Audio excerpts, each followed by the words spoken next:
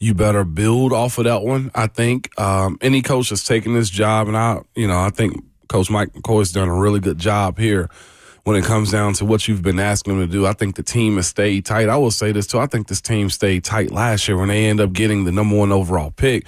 You see the resilience that this squad has. I think they're longing, will, and just yearning, man, for days of old where this team puts a great product out there. And whoever that coach is going to be, I'll be real with you. I personally don't know how you rebuild it. Where do you start? Do you go more hard-nosed in training camp? Do you try to love on them? Do you just say, hey, you do your thing moving forward? This is going to be a tall task for the front office to have, man. But what I did learn is Cam has it a good in a good abundance considering what Brandon Allen looked like yesterday. And I don't think there was any expectation that Brandon was going to play at all. And then the other part, man, is as quick as you can and as precise as you can, build around Jeff. That man is he's in his bag right now. He's in his bag, I think, better than almost any player in the league right now. Like, guys that's on a tear the way he is Jeff to me, is Jackson Smith and Jigba. It's Robinson with the Falcons at times. Bijan, I think that's what you call him. Bijan. I know. Bijan. There's just certain guys that when they're in that era, you kind of got to just let them cook. And Jeff's in that era right now. It'd be smart to get him as much help as you can on that side of the ball, too. Those two pillars right there, man, Will, you can build a whole lot off of. There's just the way that game looked yesterday, and I know we'll do a whole recap at some point in time, but that's kind of what I'm getting from watching what yesterday was. Those dudes consistently show up, and again, minus Cam yesterday, you saw what the threat is when it comes down to Cam not being out there. To your point about Jeffrey Simmons, a little bit of history for him yesterday. His 11th sack of the season, a career high. Didn't waste any time to get it either, dropping Trevor Lawrence on the first play. He now holds the team's single-season record for most sacks by a defensive tackle in the franchise's Titans era. Since 1999, passing Jarrell Casey's 10.5 sacks in 2013. Put that in context for us, if you will, Ramon, on 11 sacks from a defensive tackle. Obviously, something that's not happened since 99 in the Titans organization. Jeffrey Simmons is the bright spot of 2025. He's team MVP at this point. If they were voting for that, most definitely he'd be team MVP. To put that in perspective from a defensive tackle, interior defensive lineman's point of view, to me, is if there was a better threat outside, you probably have one of the better defenses in the NFL. Because to say that a defensive tackle that's known as a run stopper, or that's usually known as run stoppers, that guys that kind of assist other people in making tackles and not being a splash player, it can be problematic for teams moving forward. Because here's the thing about it, it goes outside in. The best athletes are outside in, particularly when it comes down to the offensive line. Your tackles, your guards, and then your center somewhat in the middle. For a guy like him to be out-athleting and out-powering and affecting the quarterback in the manner that he did as quick as he did also is super unique. There's only a few guys I've known in my career that could do those types of things. Calais Campbell, I'm always give credit for. Malik Jackson is another one of those guys right there for me. Geno Atkins is another one of those dudes. Haloti Ngata didn't get double-digit sacks. You know what I'm saying? Fletcher Cox, I'm not sure how many times he did do it, but like when you have those guys that are raging bulls up the middle of the way Jeff has been this year, with the way he's reshaped himself, it just, the moment they get an edge player to assist him in that world, I think Jalen Harrell has eaten off that play. I heard your interview with him before the game. He acknowledged that. So can you imagine if it was a guy that was a premier rusher? You got, the ability, think about the ability to say, you can give him a one-on-one because I know I'm being double-teamed by the guard and the center. It creates chaos and problems for the interior offensive line specifically, and we saw it yesterday too, the left guard for the Jacksonville Jaguars, he was having a rough day. Ezra Cleveland. I had a teach tape with my youngest son about this yesterday. Really? I said, Miles, look at him. I said, he's bending, he's swiping his arms. He had him so much in the mixer. Trevor Lawrence is just blessed that the defense ended up having a pick six, and they were able to just do what they want to at that point. Yeah, so Jalen Harrell, you mentioned him. He combined with Truman Jones to bring down Trevor Lawrence for a half a sack on a third down. That was the 5th consecutive game for Jalen Harrell with at least half a sack. That's the first streak by a Titans defender of 5 games with at least half a sack since Harold Landry did that in 2021 with 8 consecutive half sacks. To that point, how fixable is this defense when you have Jeffrey Simmons healthy and T'Vondre Sweat healthy? Because I can look at edge rusher and look at that front 7 and say, there are a lot of guys in professional football that are going to eat playing around Jeffrey Simmons and T'Vondre Sweat in the middle, and more specifically, around Jeff with the level that he is playing at right now. Do you want to apply less resources around Jeffrey Simmons and say, hey, look, we can get anybody to come compete with Jeff and they're going to be fine. Let's go fix anything else on this football team? Or are you of the mind that the best thing for this defense to do is double down on what Jeff and that front 7 could be if he had more help and build the team inside out from there? What it does, I do think to go get a premier rusher, they usually don't hit the market like that. You can spend a first-round draft pick on one. I'd say with the way Jeff is playing, you can go get a real good second round, which they attempted to do this year with Femi. Okay, there's that part of it too. Femi will be back next year, considering. But what it does, Will, if Jeff and the front 7 are playing like that, there needs to be a high-caliber corner, maybe a young one. Who knows if there is a top 10 pick that you go get? But what it does do, Will, is whether in free agency, I know we talked about Alontae Taylor, and there will be others available at some point, right? Or through the draft. It allows them to adjust to the new defensive scheme or grow up if they're young cornerbacks coming into this league, because rush is going to get there. The quarterback in certain positions will have to get rid of the ball quick, because if Jeff paired up with another, I don't even want to go elite rusher, but a good, consistent, available rusher, they're going to get after the quarterback, and that becomes somewhat predictable for guys on the back end. There's the old coach cliche, rush and coverage works together. Jeff is giving you the rush. You need to be able to have some coverage, and I think that was very apparent yesterday with the bodies that were in there, respectfully to those dudes, but it wasn't good enough. Trevor Lawrence was able to do what he want to as far as with the ball down the field. Guys look lost. Well, the D-line was getting home. You just didn't have guys that had the feet or the eyes or the athleticism to get the job done on the back end. 615-737-1045, wide open for your reaction to Titans and Jaguars yesterday. We'll get to many thoughts on the Titans head coach search as well in hour 2 and the different headlines that came out of that over the weekend. You mentioned Trevor Lawrence had one of his better games of the season yesterday to finish off a 13-4 AFC South winning season for the Jacksonville Jaguars. 22-30, 255, 3 touchdowns against a Titans secondary with starters named Micah Robinson, Darrell Baker, Sanusi Kane, and Jarek Reed on the back end of the defense. Not a single week 1 starter, Ramon, for the Titans in the secondary started the week 18 game against the Jacksonville Jaguars. How much good did you see from Jacksonville's quarterback and Trevor Lawrence yesterday? How much of this was bad from the Titans secondary? I will say I think the Titans secondary was bad.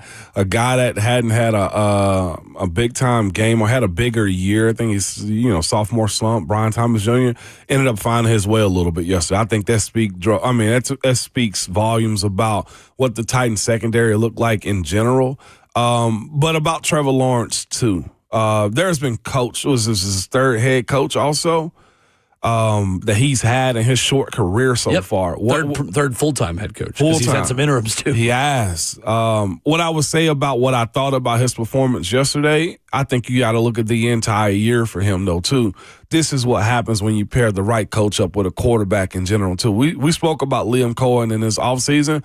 I will give credit to Trevor Lawrence more than I do, trash on what the Titans secondary was yesterday.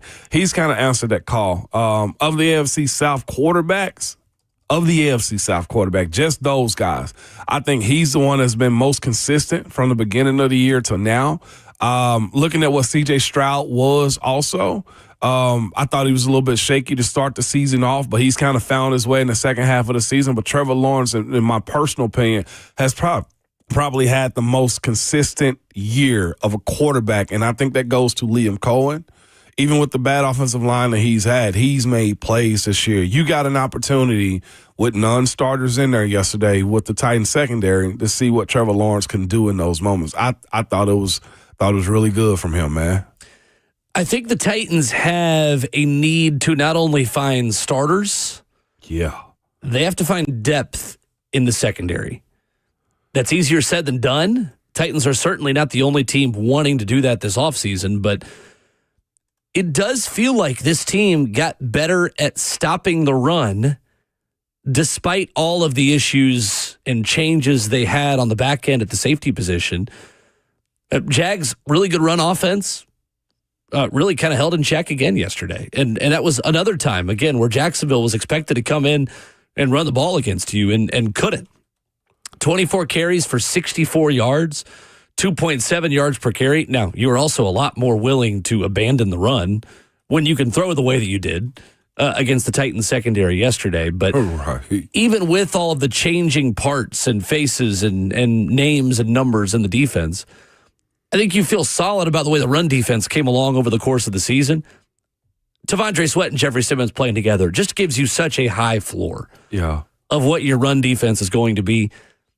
When I look at this secondary, Ramon, I see needs at number 1 corner, number 2 corner, nickel corner, and probably safety. It's because the way this defense has played over the last few seasons, your third safety has essentially been another nickel, and they played a lot of 3 safety defenses. If Denard Wilson is still here, and you're running a lot of this same system, you need 4 starting caliber members of the secondary. But that's where I think is tricky, though, is you can't stop there either. No.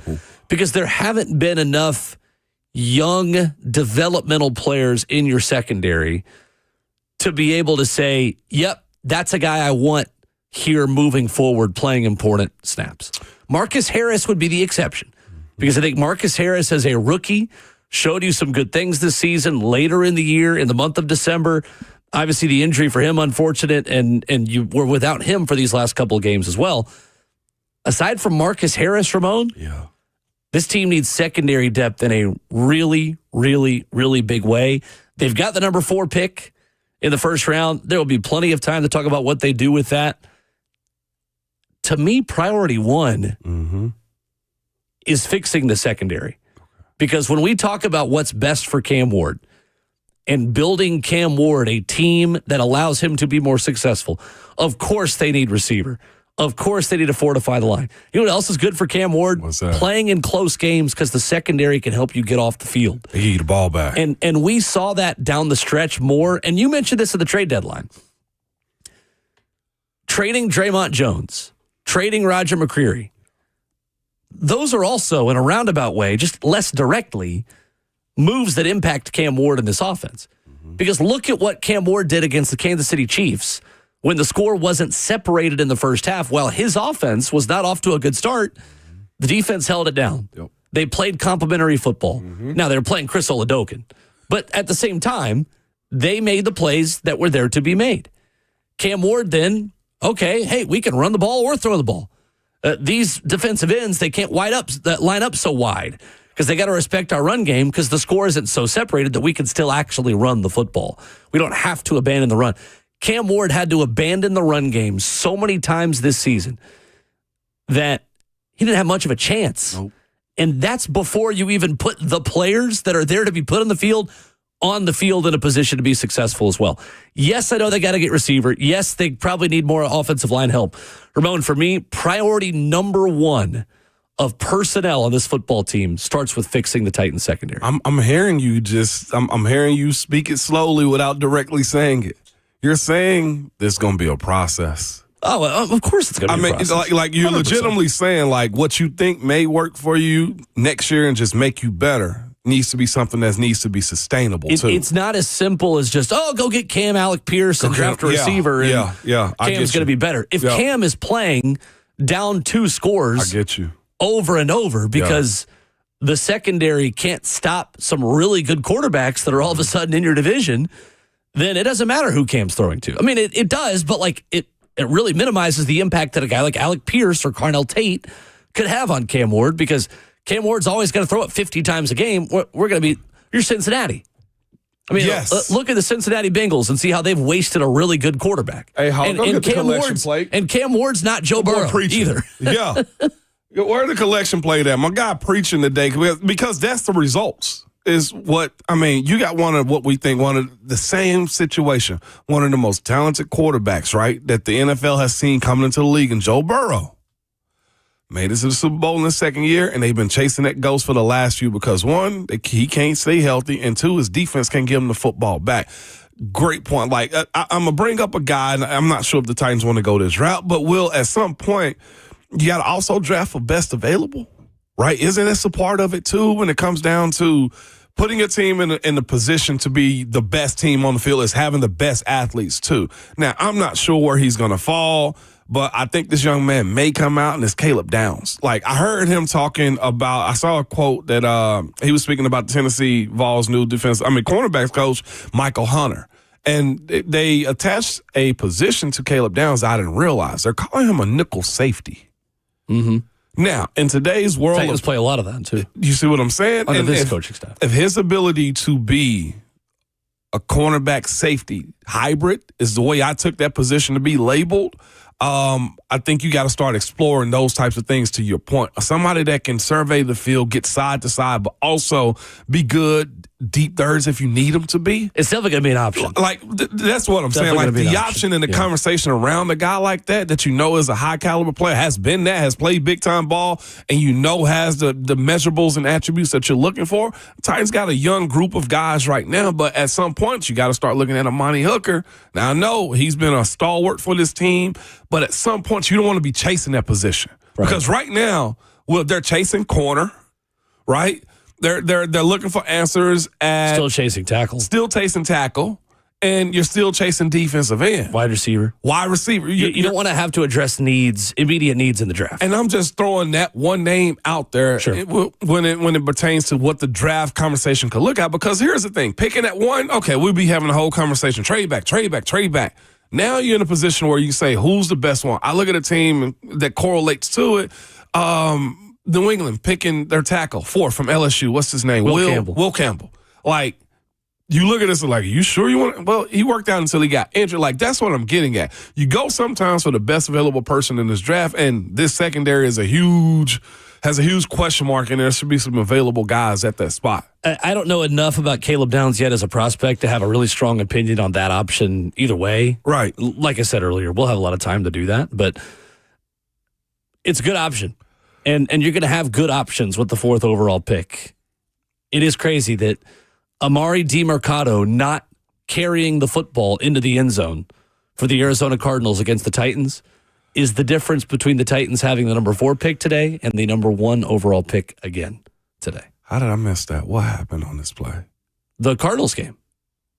Cardinals-Titans game when he dropped the ball. I went to the gym after the Titans. No, the Cardinals-Titans game. Oh, that game. Yes. That is the difference between the Titans having the 4th pick and the number 1 pick today. And I thought something happened yesterday because I think they are picking ahead of the Titans now, right granted, now. Yeah. That's the way it worked. It also helped Cam Ward go on a 2-minute drive and go win a ball game. Not saying that it was good or bad. Just saying in general, just observation. That's how things fall in the NFL draft. Sure did. We'll get to Eric on the phones. You can join us, 615-737-1045 for your reaction to Titans-Jags next.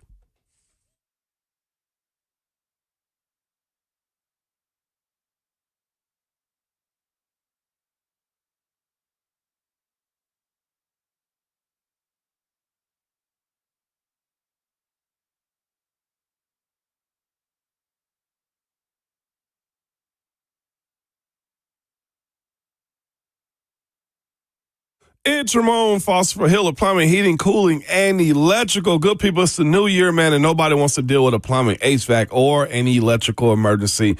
Most of the time, you don't know what it will cost you, or if it'll get fixed right, or if somebody's trying to sell you something you do not need. I'm here to tell you because I personally deal with them. When you call Hiller, their experts are going to solve your problems quickly. And the best part about it is you're budgeting this new year. The price you tell is the price that you will actually pay. There are no hidden fees or surprises when you get your bill at all. Having booked with Hiller, have them do work on my house, they will bring you the tablet, itemize everything, show you the service charge, and just say, this is your bill. There is no surprises at all. They'll even text you the receipt or email it to you at the same time. They've been in business for over 35 years and are family owned and operated. Their motto has been, and they truly live by it, happy you'll be or the service is free. That's exactly what they mean, man. Listen, to learn more about Hiller or to book with a company that you can trust, man, do like I do and go to happyhiller.com.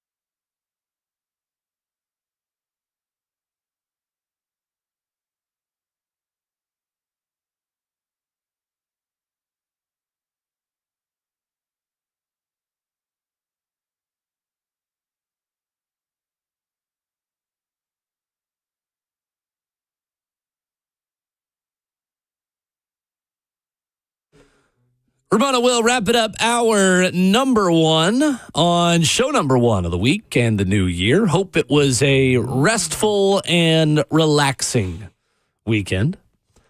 615-737-1045 for your thoughts on Titans and Jags. First call of the show goes to Eric in Nashville. Good morning. Morning, Eric. Hey, guys. Happy New Year to you guys. Happy New Year. Happy New Year, E. Hey, guys. I'm primarily calling to talk about the Titans, but I've got to make a comment about last night's Steelers-Ravens game. First of all, Ramon, congratulations to you. I know you're happy about that. That was probably the best Sunday night game finale that I've ever seen. And I'm about 62 years old, guys. I've seen a lot of them.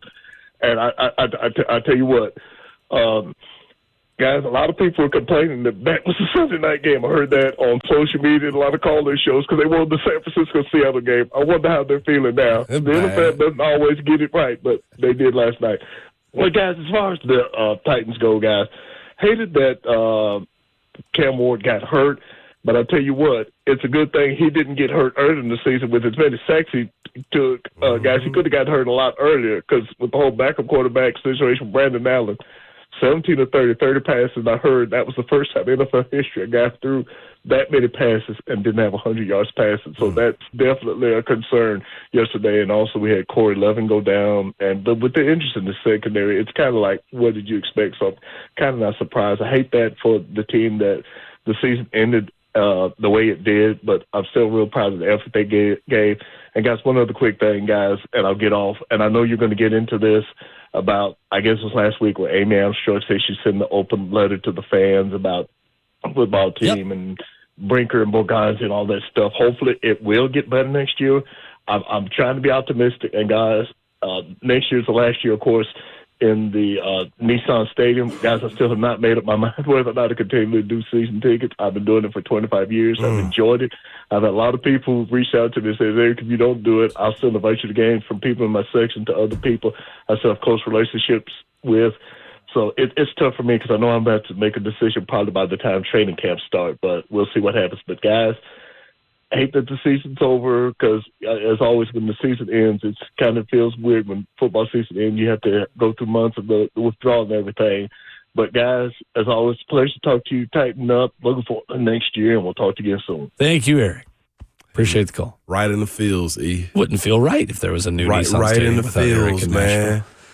Yes, we will talk about the new organizational structure stuff, but yeah, we'll get to that in a few minutes. That's what I'm saying. Caribbean Daniel said, this sounds like the happiest call. That's Eric. Eric, just Happy New Year to y'all, man, is what Eric, like, if you don't smile, listen to Eric, something wrong with y'all, man, is all I'm saying. And to the people inviting Eric to their section in the new Nissan Stadium, y'all some good folks, man. I just want y'all to know that. Y'all better invite Eric because he's a cornerstone. It makes me smile. I know there's somebody in our YouTube chat that's elated right now. Do you know who it is? Ron Slay. That's Ron Slay on YouTube. Says, give it to the good people, Eric. Says, here go my guy. Here go my guy. That's right. I told him get in here because he was asking for Eric too. First call of the season, baby. There we go. I love it. Yesterday, the Jags clinched the AFC South, the third time they have won the South in their history. First since 2022. They also won it in 2017. They won the Central in 98 and 99. Of course, we know what happened in 99. They lost 3 times, and all 3 of them were to the Tennessee Titans. In his debut season, Liam Cohen became the 7th first-time head coach of the NFL to win 13-plus games. Between him and Mike Vrabel, who obviously is not a first-time head coach, but the turnarounds, Ramon, that those 2 teams had. Jacksonville, New England. Chicago on the NFC side, too, doing a similar thing and earning the number 2 seed in the NFC. Yeah. Does this give Titans fans hope? Should Jacksonville, New England, Chicago give Titans fans hope that if they hit on a lot of their moves this offseason and Cam Ward is healthy and continues to improve at the beginning of 2026, that the Titans could have a turnaround season like that? It's going to be a longer discussion. I think the team that they need to model it after, considering I think you are somewhat in the same boat, is probably New England's pathway. Piecing the right free agents. I think Chicago had a plethora of high caliber draft picks that we don't speak enough about. Now they did make some crucial or some very important trades at the interior line and stuff like that. But the wide receivers they've had for a good minute. They went and got Caleb. The defensive line has been mostly homegrown. They got some veteran guys on the back end with Byard and they stuff traded like for that. Joe Tooney and Jonah Jackson on the offensive line. Those were the two guys up front. And I think you're in a similar position where you're going to have to find a right tackle right guard potentially next year too. Maybe a center. So it correlates, but the way, and I'm not saying this because it's Vrabel's team. I'm looking at it because I feel like you're in a very similar situation. Drake May had a lot of promise coming out of rookie year. Cam Ward's got a lot of promise. They were, in my personal opinion, I think they outbid a lot of teams when it came down to the defensive tackle that they ended up going to go get this offseason from Philadelphia. Milton Williams. Yep. Like, I ain't going to say they overpaid it, but I say this, I will bet you Jeffrey Simmons saw his salary was like, how in the heck did he get that? I need that now. So they understood what they needed to go get that team right. Stephon Diggs, they went and got their guy a weapon. Like, they did a lot of those short-term fixes that's gotten this team to where it is now. The other part that New England did, I will say this, luck. Titans and the Patriots on fourth-place schedules. Theirs were a little bit easier. It's insane. I ain't got no problem saying that. How different the Titans' schedule was from New England. So if you're unfamiliar with the way it works, when you finish fourth place, you play the two divisions that your division is not fully playing. You play that corresponding finisher in their division's team. So the Titans next season will play fourth place teams from three different divisions in 2026. Unfortunately, those teams ended up being really good for the Titans in 2025, including New England, who was supposed to be a last-place team for the Titans to play. The Titans finished the year with the hardest strength of schedule in the NFL and the Patriots with the easiest. And both of them were supposed to have similar strengths of schedule this season. If I could peel back the layers a little bit, I know people would think that the NFL is on a script like it's written by Goodell and stuff like that. Go look at the Super Bowl champions for the most part.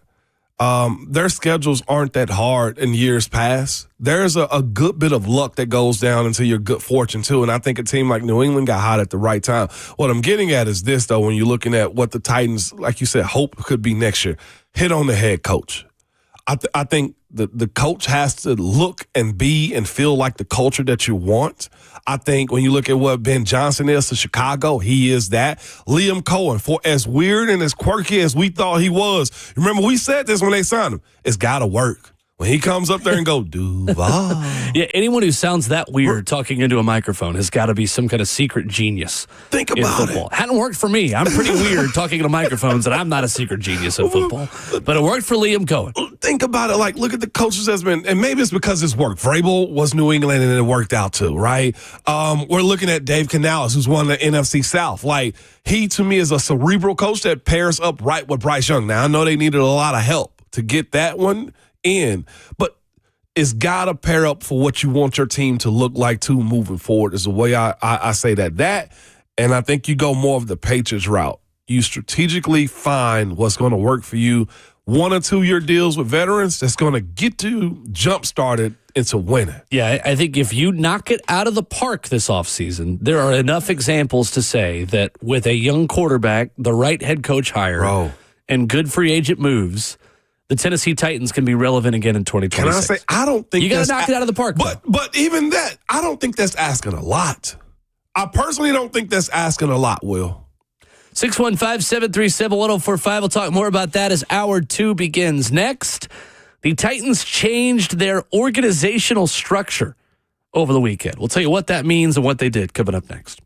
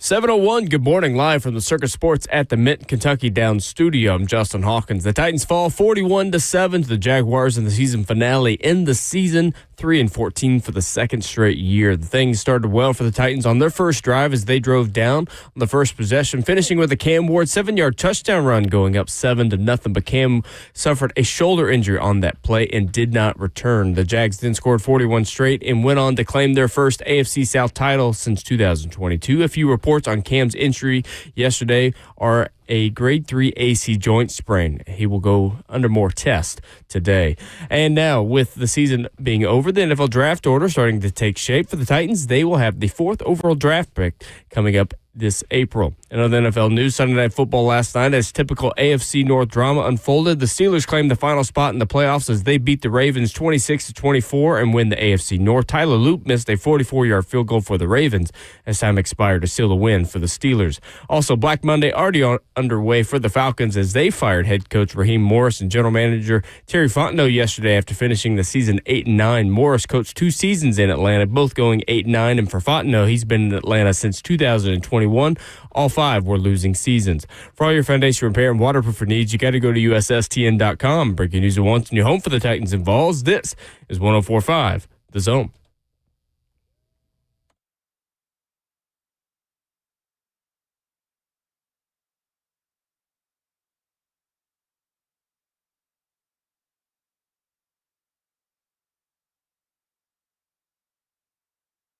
Ramona Will, hour 2, kicking off your Monday morning. Welcome back to your normal routine, your normal commutes. Maybe you're still taking one more day off just to feel like it's holiday seasons. Maybe that's what you're using to take down your Christmas tree.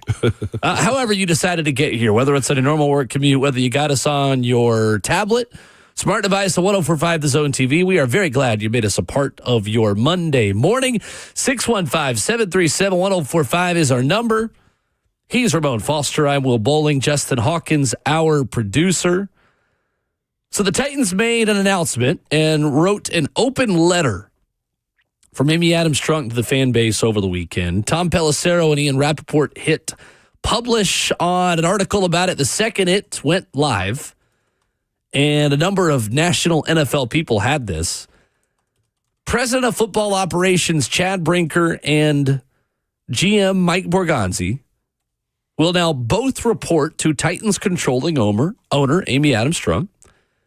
Previously, it had been Borgonzi and the coach reporting to Chad Brinker, who also had final say on the 53-man roster. No longer. Mike Borgonzi, Ramon, has final say of the 53-man roster and will lead the search for the next head coach, who will report to him, to Mike Borgonzi. The change is a product of discussions between Brinker and Borgonzi about streamlining the operation and making clear who's in charge of football decisions. Amy Adams-Strunk embraced the plan. Chad Brinker will remain heavily involved in all aspects of running the building, as well as salary cap planning, research, and analytics. But the lanes will now be clearer, Rappaport and Pelissero write, and answer questions some head coaching candidates might have had about who's in charge of what. Borgonzi will oversee coaching and scouting, and the new coach will run the team on the field. What was your reaction to this? Clarity, finally.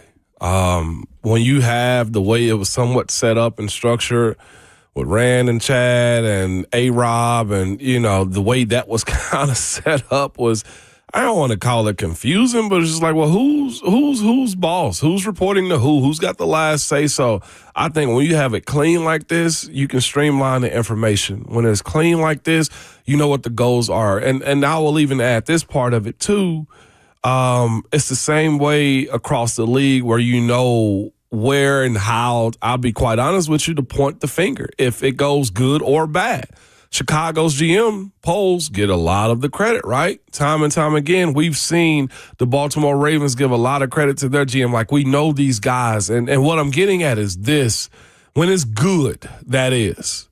You can say this guy's building a team in this personality. You're not having guys jump in and jump out of it. You're not saying, well, who picked who?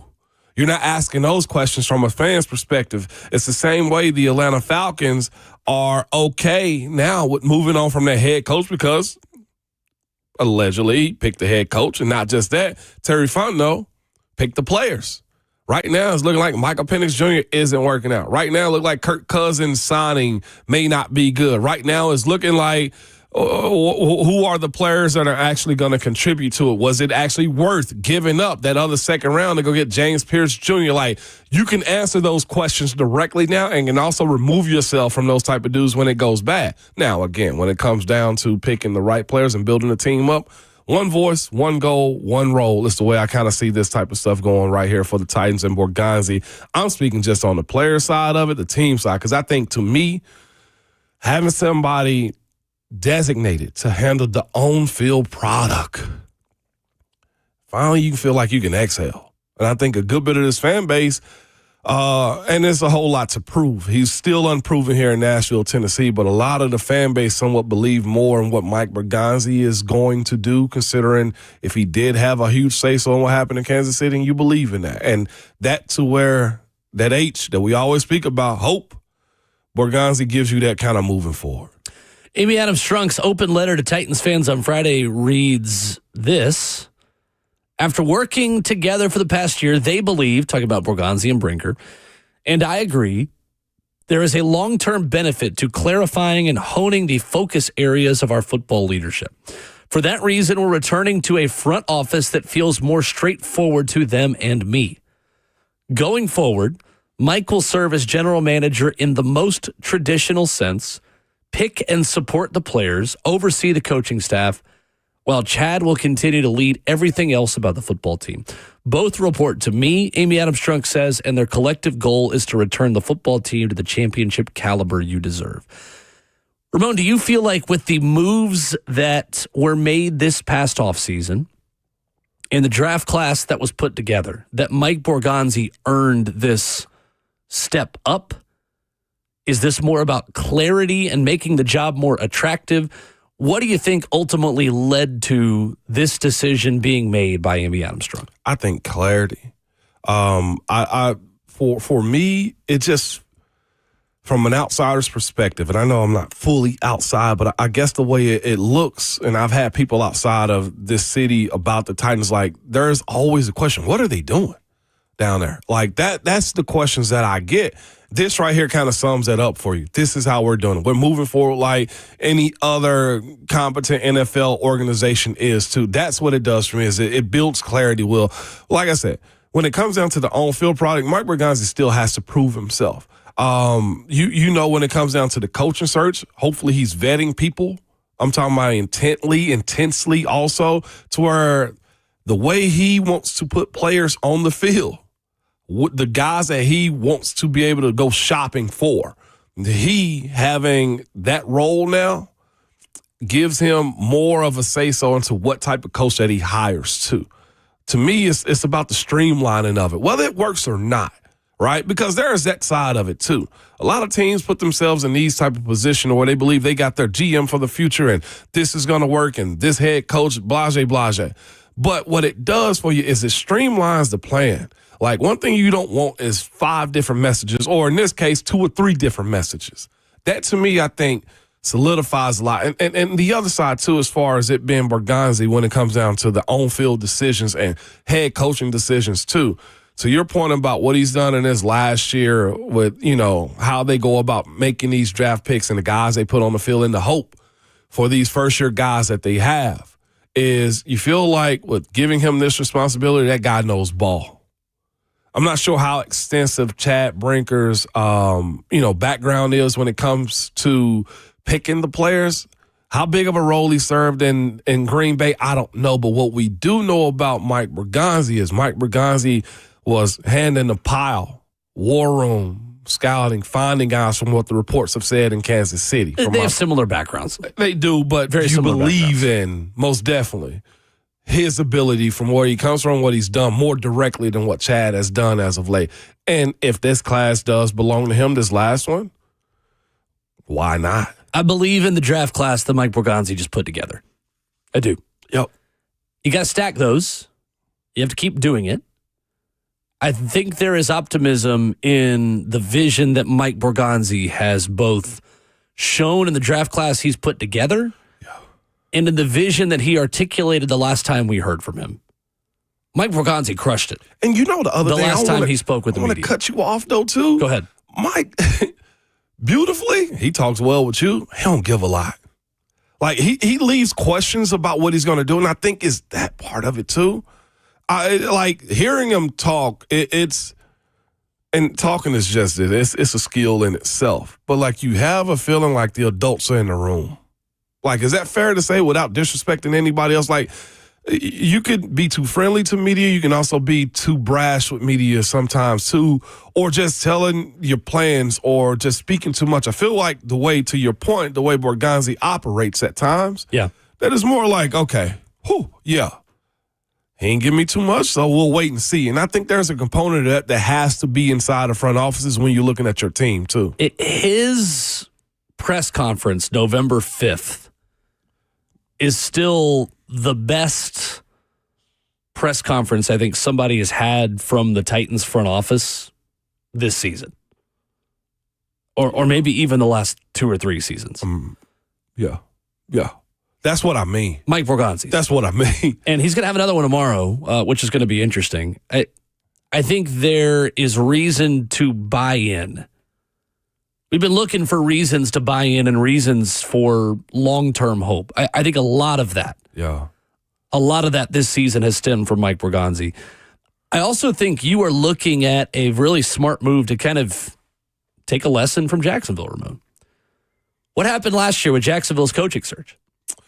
You had a head coaching candidate call the shots and say, if Trent Baalke's the GM, I'm out. Yeah. I don't really have any interest in being here. Well, okay, Shad Khan said, all right, well, then Trent Baalke's out. You out of here. And we're going to hire you, and here's James Gladstone. He's your new general manager. Y'all shake hands. You're going to work together, and that'll be that. We laughed at it at the time. We're not laughing now, are we? No, we are. Jacksonville Jaguars are 13-4. Trevor Lawrence threw for 4,000 yards. Liam Cohen, while awkward, has some swagger to him. It's kind of working. And all of a sudden, Jacksonville looks competent, looks good. They made a lot of good moves in the offseason. They made good moves in the season, bringing in Jacoby Myers. Parker Washington is all of a sudden like a wide receiver one. When you get the leadership aligned and get the big three rowing in the same direction, and in the NFL, that's general manager, head coach, and quarterback. Good things happen. Jacksonville, in a really convoluted, not straightforward way, got all three right last offseason. They had to clarify who the GM was going to be and make the job more attractive to a head coaching candidate, the guy that might be the NFL coach of the year this year, in the process.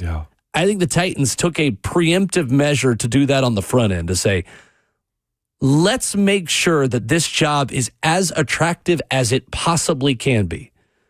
With a new stadium, no state income tax that I know Jay Glazer on Fox mentioned yesterday, a rookie quarterback that is ascending in the right direction at the right time, and now a straightforward structure. There's nothing about this job, Ramon, right now that makes it really all that unattractive compared to the other openings. I think today, at the beginning of Black Monday of the NFL, as we like to call it, Ramon, I think it is fair to say, and this is crazy, it would have felt crazy a month ago, but I think the Titans have the best job opening in the NFL right now. I agree with you there. The New York Giants do not have a better job opening than the Titans with a lame duck general manager in Joe Schoen. The Colts aren't firing Steichen and they're not firing Ballard. Nope. Arizona Cardinals have no idea who their quarterback is if they even make a change.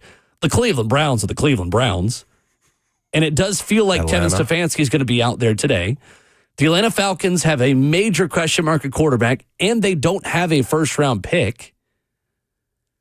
Sounds like Zach Taylor's back in Cincy. Unless one of these jobs becomes surprisingly open in Tampa, in Baltimore, which we'll talk more about them as the show continues. Unless there is a big shock. Detroit, I don't think that's going to happen. Unless a job that we don't expect to come open comes open.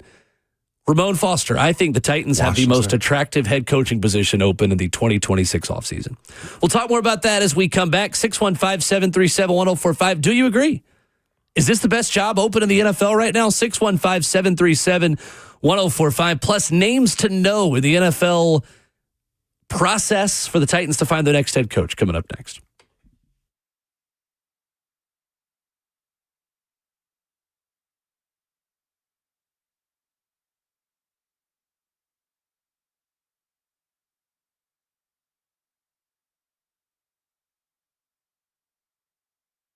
Winter plumbing issues come in all forms, like drips, clogs, and no hot water when you need it the most. But no matter the plumbing issue in your home, Lee Company is available 24/7 to get the job done right. Hey, it's Will Bowling. Lee Company's award-winning team has you covered from the kitchen sink to the water heater and everything in between. Plumbing issues, HVAC issues, you name it, Lee Company fixes it. So if you're like me, and when you try to get the toolbox out, you try to fix things yourselves around your home, you just end up really kind of making things worse, not even really knowing where to begin. Pop it on the YouTube tutorials. Just contact Lee Company. Head online and schedule with the Lee Company team at leecompany.com. That's leecompany.com for professional plumbing service from the folks who have been trusted since 1944. Over 80 years of experience Lee Company brings, and they're available 24/7. Multi-award winning, great place to work with 14 community locations. Put Lee Company on your team by heading online to leecompany.com. That's Lee Company, all you need.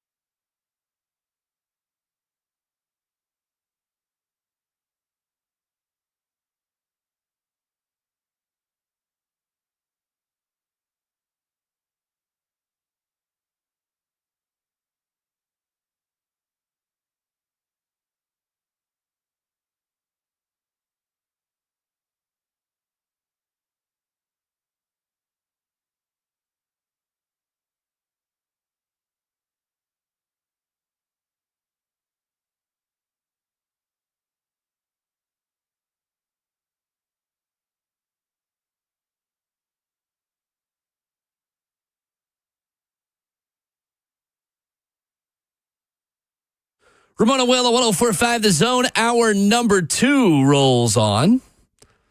Ramon Foster, Will Bowling, Justin Hawkins on Twitter at Ramon and Will, where you can follow the show.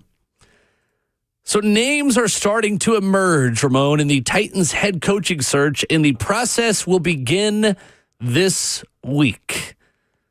We're a couple weeks away from in-person interviews, according to NFL rules and the process of which all of these things happen. But it sounds like the Titans are casting a very wide net in terms of who is expected to get an interview.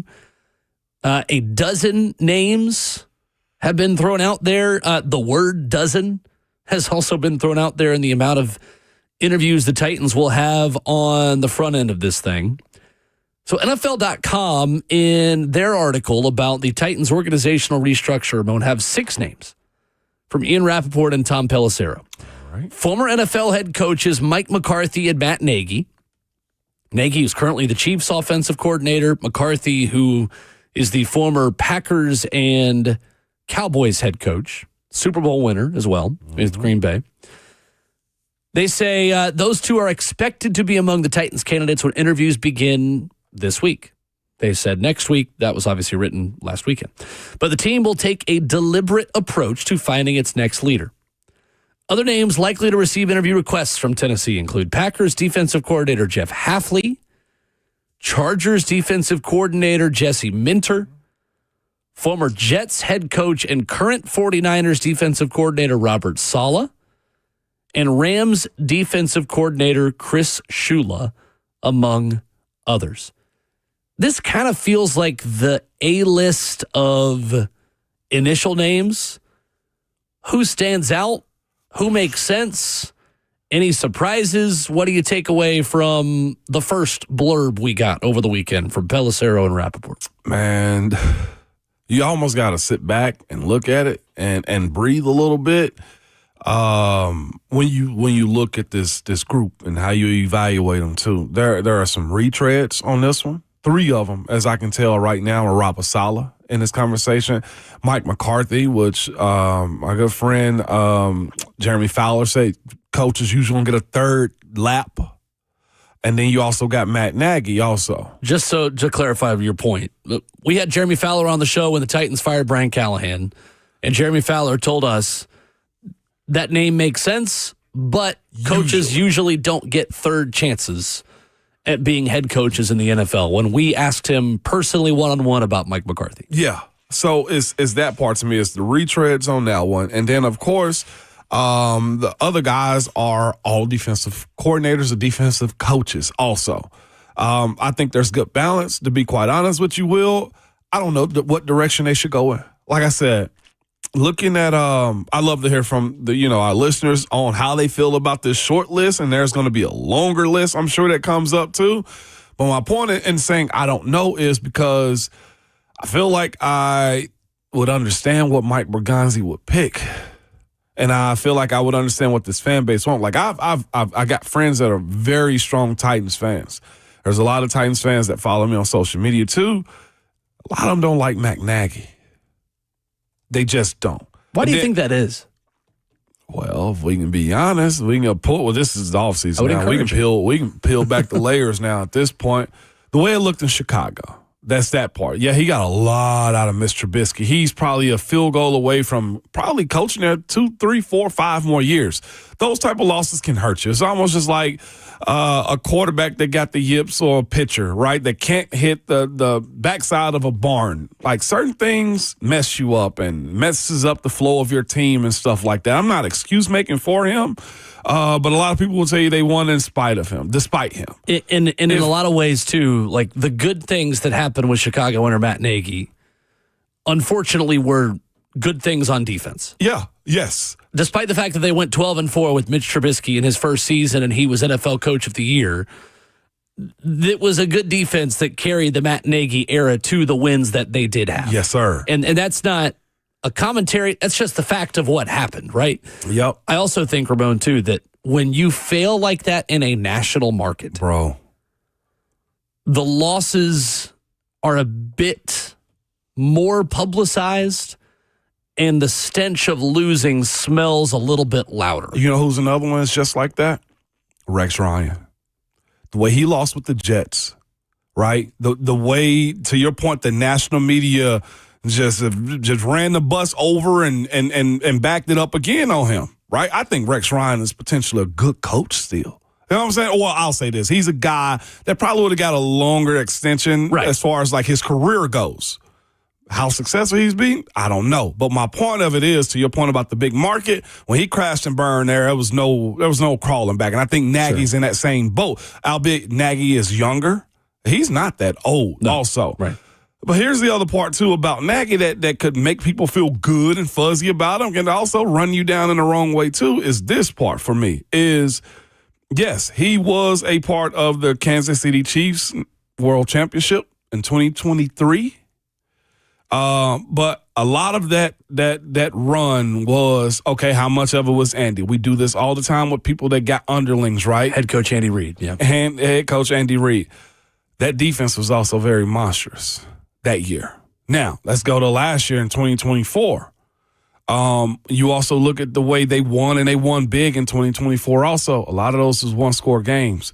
Here's the part that I think kind of hurts Nagy moving forward, specifically offensively, is that was the middle-of-the-road offense with a very elite defense again.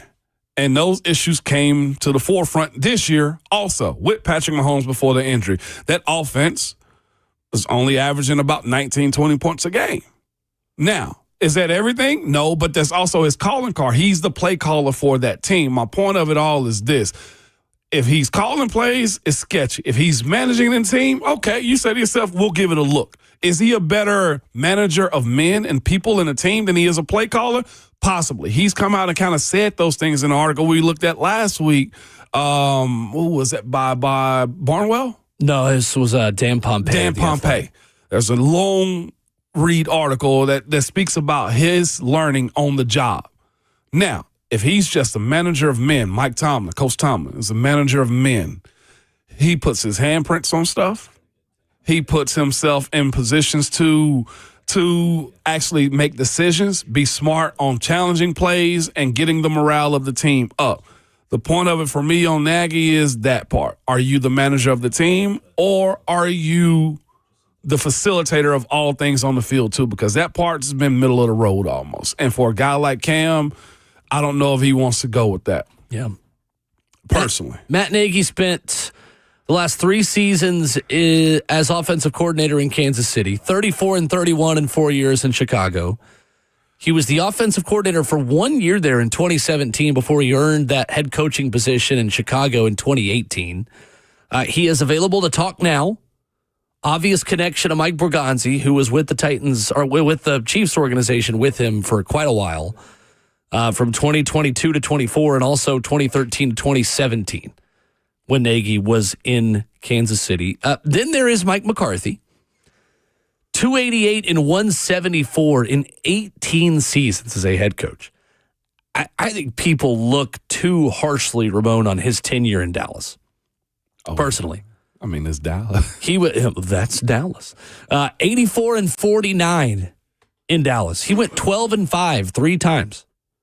He had 2 10-loss seasons, though, at the same time. Won a Super Bowl now 16 years ago. That makes you feel old. Or 15 years ago. Yeah, I know. With Aaron Rodgers. He has had, in his time as an offensive coordinator or head coach, at 3 different stops, New Orleans as OC, Dallas and Green Bay as head coach. Ramon, he's had 11 different offenses be top 10 in the NFL in scoring in his career. In 2 decades, he has 11 offenses that have been top 10 in scoring. Pretty dang good. Pretty doggone good. Mike McCarthy, to me, is a good option. Really good option. Jeff Hafley, for those unfamiliar, former Boston College head coach, current Packers defensive coordinator. He's only been there for 2 years. They were 5th last year, 11th this year in total defense, Green Bay. DB's coach from 2012 to 2018 with Tampa, Cleveland, and San Francisco. In 4 seasons at Boston College, he was 22 and 26 as a head coach. You have a strong feeling about Jeff Hafley? Want to know more? I want to know more. Okay. Jesse Minter, former Michigan defensive coordinator, current Chargers defensive coordinator, former Vanderbilt defensive coordinator. All right. 5 years ago, 2021, not that long ago, was safeties coach as well for Clark Lee's staff. Number 1 scoring defense last year. Number 7 this year, the Chargers. 2 seasons as the Chargers defensive coordinator. He was a Ravens assistant from 2017 to 2020. He turns 43 this spring. You know what this screams to me? Jesse Minter's candidacy this cycle? What's that? We want Mike McDonald, but we can't go get Mike McDonald from the success that he's had in Seattle this year. I agree. Similar backgrounds, Michigan defensive coordinator, ties to both Harbaughs, younger guy, defensive mind, a lot of similarities in just the resumes side by side. And Mike McDonald, the head coach of the number 1 seed Seattle Seahawks, and Jesse Minter. Yep. It sounds to me what you're saying. They're trying to find a defensive Sean McVay. Is this cycle's version In a lot of ways. Yeah. In a lot of ways. Johnson was it last year. That's fair. Okay. Yep. I get that one. Speaking of defensive Sean McVays, how about Sean McVay's defensive coordinator? All right. Chris Shula, also on this list. Rams defensive coordinator, grandson of the legendary Don Shula. He is the son of former Bengals coach David Shula and nephew of Mike Shula. Damn. Who Alabama and South Carolina fans know well. 2 seasons as defensive coordinator in L.A., 11 years of NFL coaching experience, more so than Jeff Hafley or Jesse Minter. He has been in the league for over a decade, despite the fact that he is also early 40s, young guy. 2 years as DC for the LA Rams, started with the Chargers in 2015 at 29 years old. He has been with the Rams since 2017. Is that enough experience? 2 seasons as defensive coordinator for all 3 of those guys? Do you worry about only 2 years of defensive play calling for Jeff Hafley, Jesse Minter, or Chris Shula? Lightly, because to me, one of the biggest, I guess, selling points for a coach coming in is what is your team management like? That to me is like, we're looking at the head coach and their resumes, and these guys are going to have good, resumes. This team needs to be managed and I ain't going to say told what to do, but believable when it comes down into the direction that the head coach is taking them in. That to me is kind of where I'm at, because when you look at, Coach Brian Callahan when he came in here also, like, I think his intent was good. I just don't think he knew what direction to take this squad. I think there was attempts to say, hey, we're going to make this fun. We're going to make this team, we're going to rebrand this team. And I'm not saying that Coach Brian Callahan isn't capable in the future moving forward, but I just think when you look at a guy 2 years of experience with a team that's in with a fan base that's searching for wins, a product on the field that you can go into Nissan Stadium in its final season to be proud of, those guys will, I'm sorry, I'm going to be prejudiced in how I judge them. If I'm Mike Bergonzi and the rest of the crew that's judging them, I need to know that you are a leader of men on this one. I have to see that. Like, it's too fragile with Cam being and going into his second year, coming off an injury, with Jeff who's aging, that you need to be able to show and convince him and that defensive side of the ball too. And for guys that's going to have a good bit of youth or newness to the secondary too. Probably 1 or 2 new running backs. Like, there's wide receivers. Like, I need to know that you know what you're doing. And I will be very prejudiced about how I select those younger guys that are coming in, or those, newly inexperienced guys. Open for your thoughts on who you like or don't like in the Titans head coach process. 615-737-1045. Let's go to Blake in Florida chiming in on this. What's up, Blake? Morning, Blake. Hey, guys. Appreciate you guys having me on again. I wanted to touch on the coaching selection. You guys I liked what y'all said about managing the team, and I don't think Nagy's that guy. He's proven that he can't manage, a NFL football team. But on the flip side of it, I'd be terrified to bring in somebody defensive-minded with, Cam Ward. I mean, how many times are we going to cycle in offensive coordinators since our head coach isn't a offensive-minded guy in that scenario? Mike McCarthy, man, this dude knows how to run teams. I mean, like y'all said, Dallas said that's just let's forget that happened. But this dude knows how to coach, and he's proven that. And if y'all don't mind, let me hang on the line for a minute to hear you. It's hard to get back on the app out here. I get it. Absolutely. We got you, Blake. Thank you, Blake. Appreciate it. Here's my question for you, Ramon, based off Blake's point. What is the bigger risk? A coach who had the opportunity to manage a team and didn't succeed? Or a coordinator who's never managed a team at all, who has nothing to learn from in a positive or negative way, and is going to run the show for the first time in their career? That's the second one. More risky is the second one to me. I think so too. I think for where this team is right now, I'd rather take a risk on someone, to Blake's point, like Matt Nagy, who had a chance and did not succeed, but also learned from it and understood what didn't work the first time.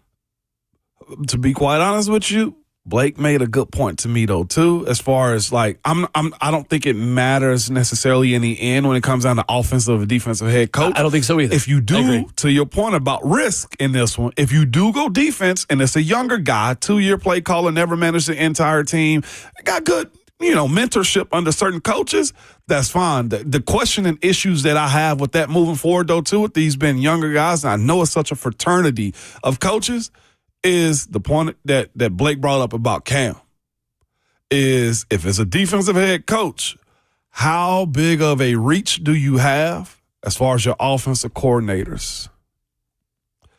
That's crucial. How deep is your Rolodex? Because that part of who can I call and pull from New England staff? Who can I call and bring from Carolina staff? Who can I call from Pittsburgh? I don't care. Whose staff can I pull people from?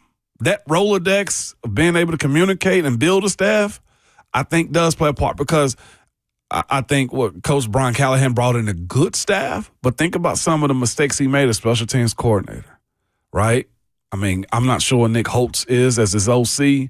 There's questions there. He got demoted, basically. You know what I'm saying? Like, offensive line coach got, removed too. Like, that also plays a part in it.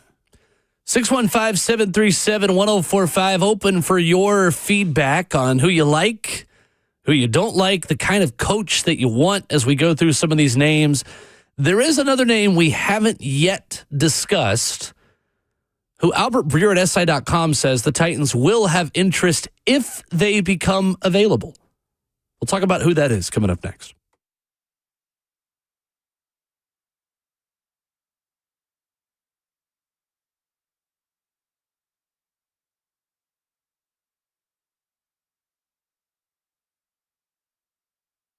Maybe in the new year, you made a resolution to move. Finally going to upgrade. Finally going to find that dream home. Finally going to get out of our comfort zone. But you're worried about all those for sale signs that have been collecting dust around your neighborhood. Hey, it's Will Bowling here for my friend Bernie Gallerani and Bernie Gallerani Real Estate.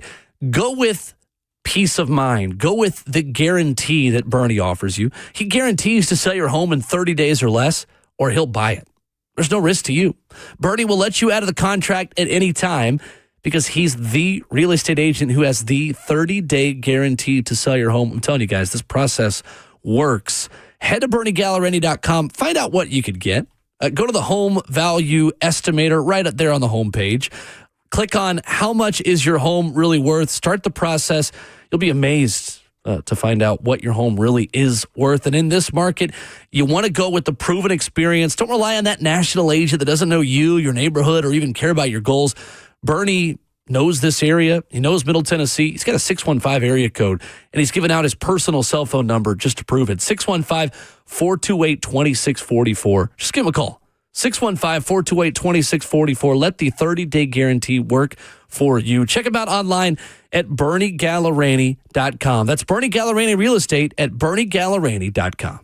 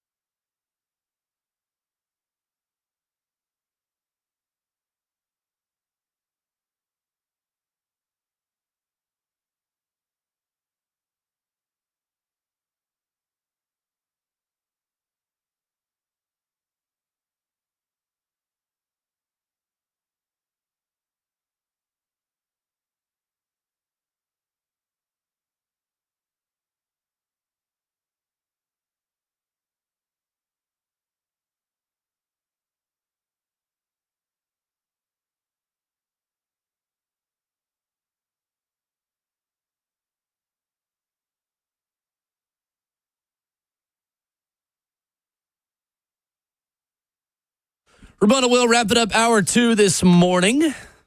Glad you're with us. You can hop in the F&M Bank chat, Facebook Live, YouTube, Twitter, or Twitch. You can call us 615-737-1045 to talk Titans head coach. What you got? Speaking of front office, you see Adam Schefter's tweet about 27 minutes ago? About the Falcons? Yeah. I did. The president of football? You see who it's supposed to be? Matt Ryan. What?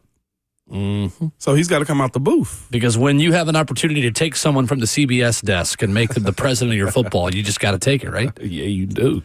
Tom Pelissero said on NFL.com, I tweeted this a few minutes ago, said how about this? The Falcons' new structure will raise questions about whether teams will allow their executives to interview for the GM job. This sounds familiar. Knowing that person will report to the president of football operations, which is widely expected to be Matt Ryan. The Falcons are doing what the Titans did. Yeah, they are. With their president and GM and organizational structure being unique. They also have 2 different search firms working on their 2 searches. Good. One for GM, one for head coach. Working in the same building. Oh. You think they carpool together? No. The 2 search firms? This is like Give them the same key card, they get multiple key cards. This is Dunder Mifflin it. Michael Scott Paper Company. That's right. That's right. Pam, can you change the top of this? Maybe whiteout. Maybe you could write, maybe a pen. I'll get you a pen, Michael. Yeah, it eventually went back to one another. 615-737-1045. Got another name for you for Titans head coach, but want to get to Andrew in Nolensville first on head coaching options on the phones. What's up, Andrew? What's up, Andrew? Good morning. Morning. How we doing? Good. Another name. Is it too dangerous of a route to go because you need to get this right? Or does Brian Flores seem like a good option in Minnesota? He's on my list. I think he's at the top of my list, Andrew. He's most definitely. It just seems too good. I know. I'm kind of with you. I am. We did a TikTok as a station, and they asked me to submit my answer, and I gave 4 names when they asked me for one. And it was like, okay, hey, give me one. And I said Brian Flores. We did this early in the year too, Andrew, where we gave our top 4 list, if I'm not mistaken. Stefanski, McCarthy, and others are on that list. And, of course, with guys being fired potentially, I'm not sure what's going to happen with Harbaugh moving forward either. Sure. But definitely Brian Flores, I don't know if he wants to with the lawsuit pending, but he definitely has had a few trips around the sun and different stops where you'd expect him to be sharper if he did get an opportunity. I'm with you. Thanks for taking my call. No Thanks, problem. Andrew. Appreciate it. Yeah, I think Brian shocked. Flores' lawsuit that is potentially going to trial that is still open, I think is a challenge. Yeah. I think it's certainly a question in the interview process. I don't know if it has to be a total barrier to be a head coach if you don't want it to be.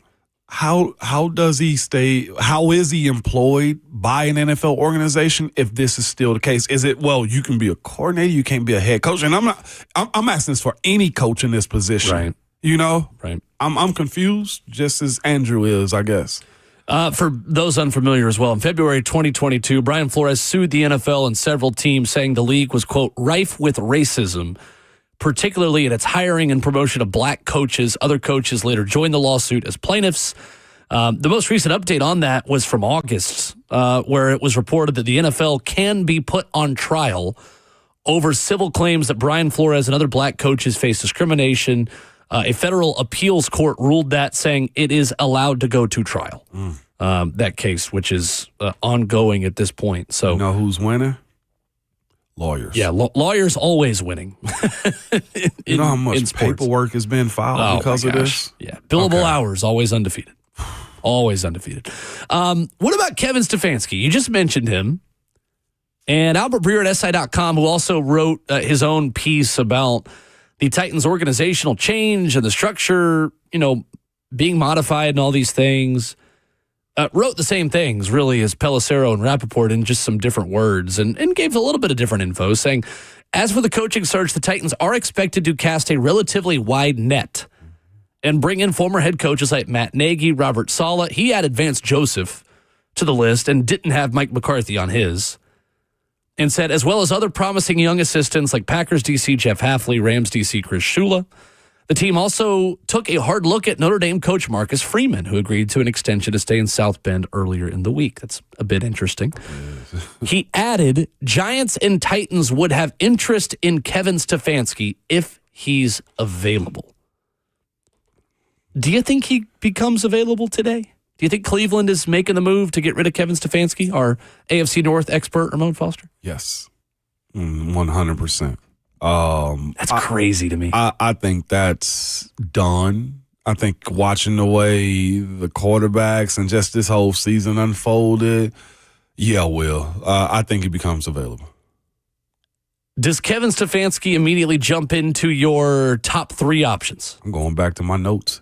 The answer is not yes, it's heck yes, okay? Where would he rank? He's 1-2. Probably 2 after thinking long and hard about McCarthy, to be real with you. The information you gave us about Mike McCarthy. Yep.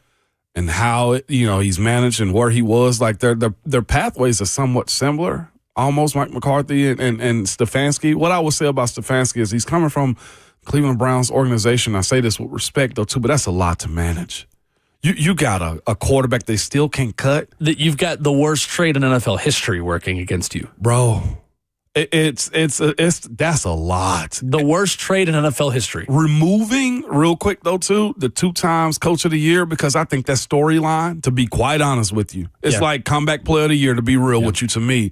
Removing that, the management of how he's gotten those teams to win, and the management of the roster and the quarterbacks. In a good division, too. In a good division where they are also trying to get the stench off of them as an organization. 100%. I thought he's made them more relevant than anybody. Every other coach that's came in there except for him, we were excited about. You hear me? As players, oh, yeah. Freddie Kitchen, yes, more of those types. And here he is, man, in the position that I think he's just handcuffed, Will. He was handcuffed and bounded with a sock in his mouth is the way I felt about him in Cleveland. Kevin Stefanski's absolutely in my top 3. He might be number 1 in terms of the options I'm interested in. I'm sticking with the list that I had months ago as well when the Titans made their change. I think if Kevin Stefanski's available, he skyrockets up to the leader in the clubhouse to be the next head coach of the Tennessee Titans. You still got your list? Yeah, I think I just pulled mine up in my notes. Go for it. Brian Flores was 1. Yep. Mike McCarthy was 2. John Harbaugh, that's the one in Baltimore. Yeah. John Harbaugh. I just don't think John Harbaugh becomes available. I don't either. I had a friend of mine tell me they might move him to a front office role. Stefanski, and then I had Joe Brady last. So that was my 5. Flores, you have my McCarthy. list too? I don't remember mine. Man, I end up saving it. I remember McCarthy was 1. You were McCarthy first. I think Stefanski was 2. Yeah. I had Joe Brady in my top 5. I would not have him in there anymore.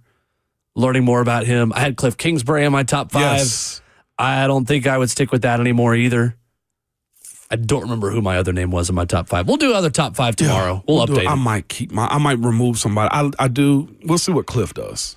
615-737-1045. Open for more of your thoughts. We haven't even gotten to all the names that have been reported out there. Easton Freeze has a long list and has some reporting as well on who is going to interview this week. We'll do that.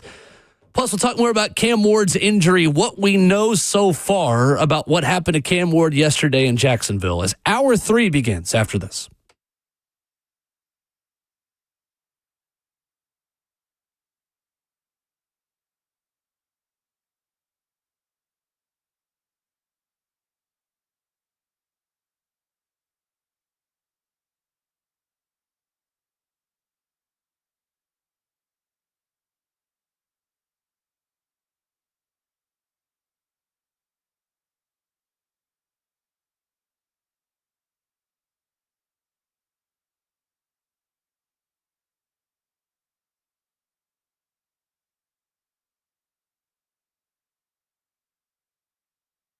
In today's AI world, man, you can't even trust your own eyes anymore. We have to stop and ask, is this real? Well, you know what is real, your health, and what the experts at Synergex and Low T Center can do to change your life. If you've been suffering from the symptoms of low testosterone, such as constant tiredness, lack of focus, or just feeling off, well, at Synergex and Low T Center, you can meet with a real provider, not a chat bot on a website. You can get real medication, never compounded testosterone or hormones. You also get real pricing, not a surprise when the bill comes from a website. You get real results because Synergex and Low T Center are the experts offering superior medication, service, and support, and they've been doing this for over a decade, and that's real. I'm here to tell you that. Guys and ladies, I'm telling you, get real about your health this year with Synergex and Low T Center. For a limited time, the men's TRT test is free.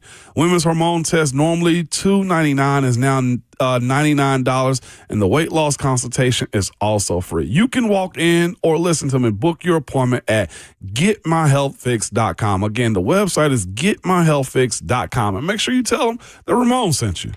The best financial move you can make this time of year? How about lowering your mortgage rate to 4.99% fixed APR, the lowest rate in years? How about getting up to $500,000 out of your home equity in the process? You can do it now by calling Loan Pronto. Hey, it's Will Bowling. With Loan Pronto's rapid equity loan, you can get a ton of cash, pay off all those high-interest credit cards, and skip up to 2 house payments. One homeowner just got $300,000 approved in under 24 hours, wiped out their credit cards and 2 car loans, and saved $2,100 a month. Don't wait. No hard credit pull up front, and you probably won't even need an appraisal. Just fast, easy cash from your home's equity. Act now. Call 615-499-5780 or visit loanpronto.com. Start the new year by wiping out all higher interest debt and lowering your bills by thousands. Call 615-499-5780 and see how much cash you can get today. LoanPronto.com. Equal housing lender, NMLS 1661781. APR for well-qualified buyers. Visit NMLSConsumerAccess.org.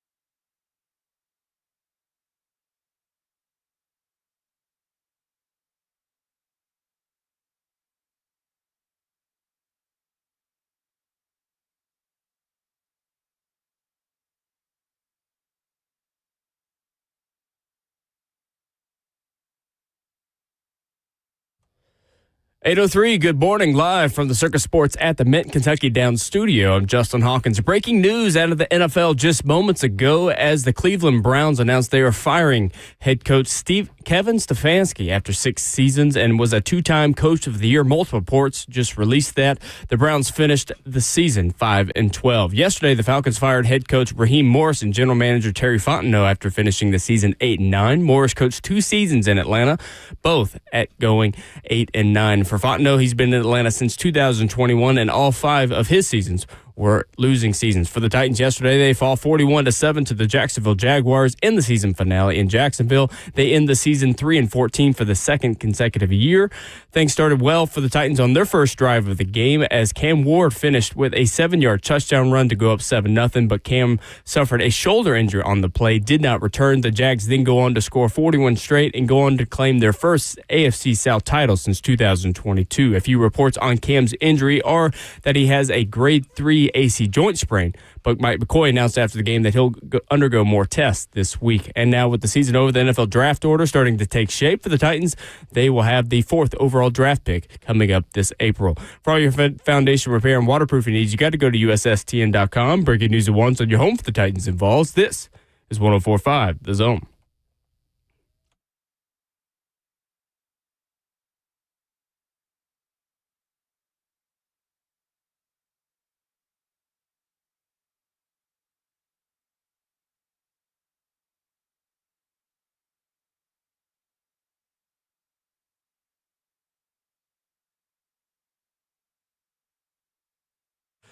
Second half of the show, hour number 3, getting started on Ramon and Will. He's Ramon Foster. I'm Will Bowling. Justin Hawkins spinning the hits.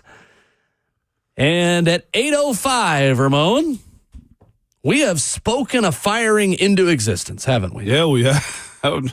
Breaking news via Adam Schefter. Kevin Stefanski has been fired by the Cleveland Browns. Official. Tweeted by the Browns right at 8 a.m. sharp. Kevin Stefanski is out in Cleveland, literally as we were just talking about whether or not he should be a candidate for the Titans head coaching position. He becomes available. And for those just now joining us or just now tuning in as this news broke, you and I are in agreement. Yeah. Kevin Stefanski should absolutely be a top candidate for the Titans head coaching position. I agree. I'm trying to hit my sources now. Yeah, he should be considered. It wouldn't shock me if his name is going to be hot as far as trending to Tennessee in general. I just think it, more than anything, it makes the interview process more pure, in my personal opinion. Having a former head coach, 3 of them right now, and Nagy, McCarthy. Yeah, I'm not sure if Robert Saleh, Vance Joseph. That's true. We hadn't heard anything, not that I'm foreshadowing anything, about Mike McDaniel in Miami. That situation, not that you're going that route, but I've mentioned this before, and we've talked about it lightly, is him in an OC role. Yeah. Not a head coach role, but an OC role. You brought up Cliff Kingsbury. Like, the options are getting bigger. Former head coach, yeah. This cycle is not like last year's cycles or the year before, in my personal opinion, where you had your Ben Johnson. I don't think this There's cycle, not a Ben Johnson.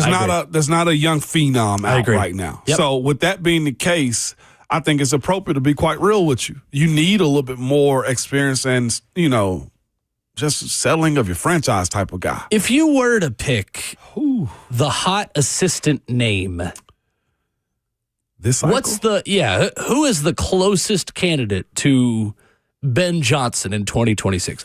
I've got one that I think is the name.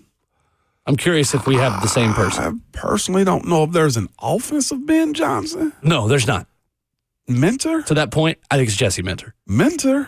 Jesse Minter, to me, feels like this year's top assistant that is most likely to either get a job or say, no thanks, I'll wait for a better opportunity next cycle. Yeah. And I honestly, like I said to you when we were discussing him earlier, he may need that because, again, I think Ben Johnson benefited from passing. From waiting. Yeah. And the only reason I bring that up 100%. is because I think everybody around the league knew, boy, if he goes or, boy, if they call him, I'm going. I think as much as he took from that Detroit Lions staff, I think everybody in that building knew you're up, and if it's the right spot, we're going with you. That's the point I'm making about Jesse Minter, though, too, is who can he pull to help his team and his message as far as his assistant coaches go. I think that plays a huge part. And then Jesse Minter, of course, Liam Cohen, and if you win, the way Ben Johnson has flourished in Chicago this year. It feels like the up-and-coming assistant names around the league this year are all defensive coaches. They are. Honestly, if you're looking for that name at offensive coordinator, Ramon, I struggle to think of just one person that is head and shoulders above the rest as far as offensive-minded assistants who have not been head coaches before this cycle go. Because all of the offensive assistants that are in the top names as OCs have been head coaches. They're Cliff Kingsbury and Arthur Smith. Maybe Kubiak. Clint Kubiak would be the other one. He's just not been an offensive coordinator very long. Can I be real with y'all? I would encourage it, actually. Please be Yes, real. I have to. y'all don't want Arthur. Not Arthur Smith, still his offensive coordinator. And I'm not saying that in the world of he's not good.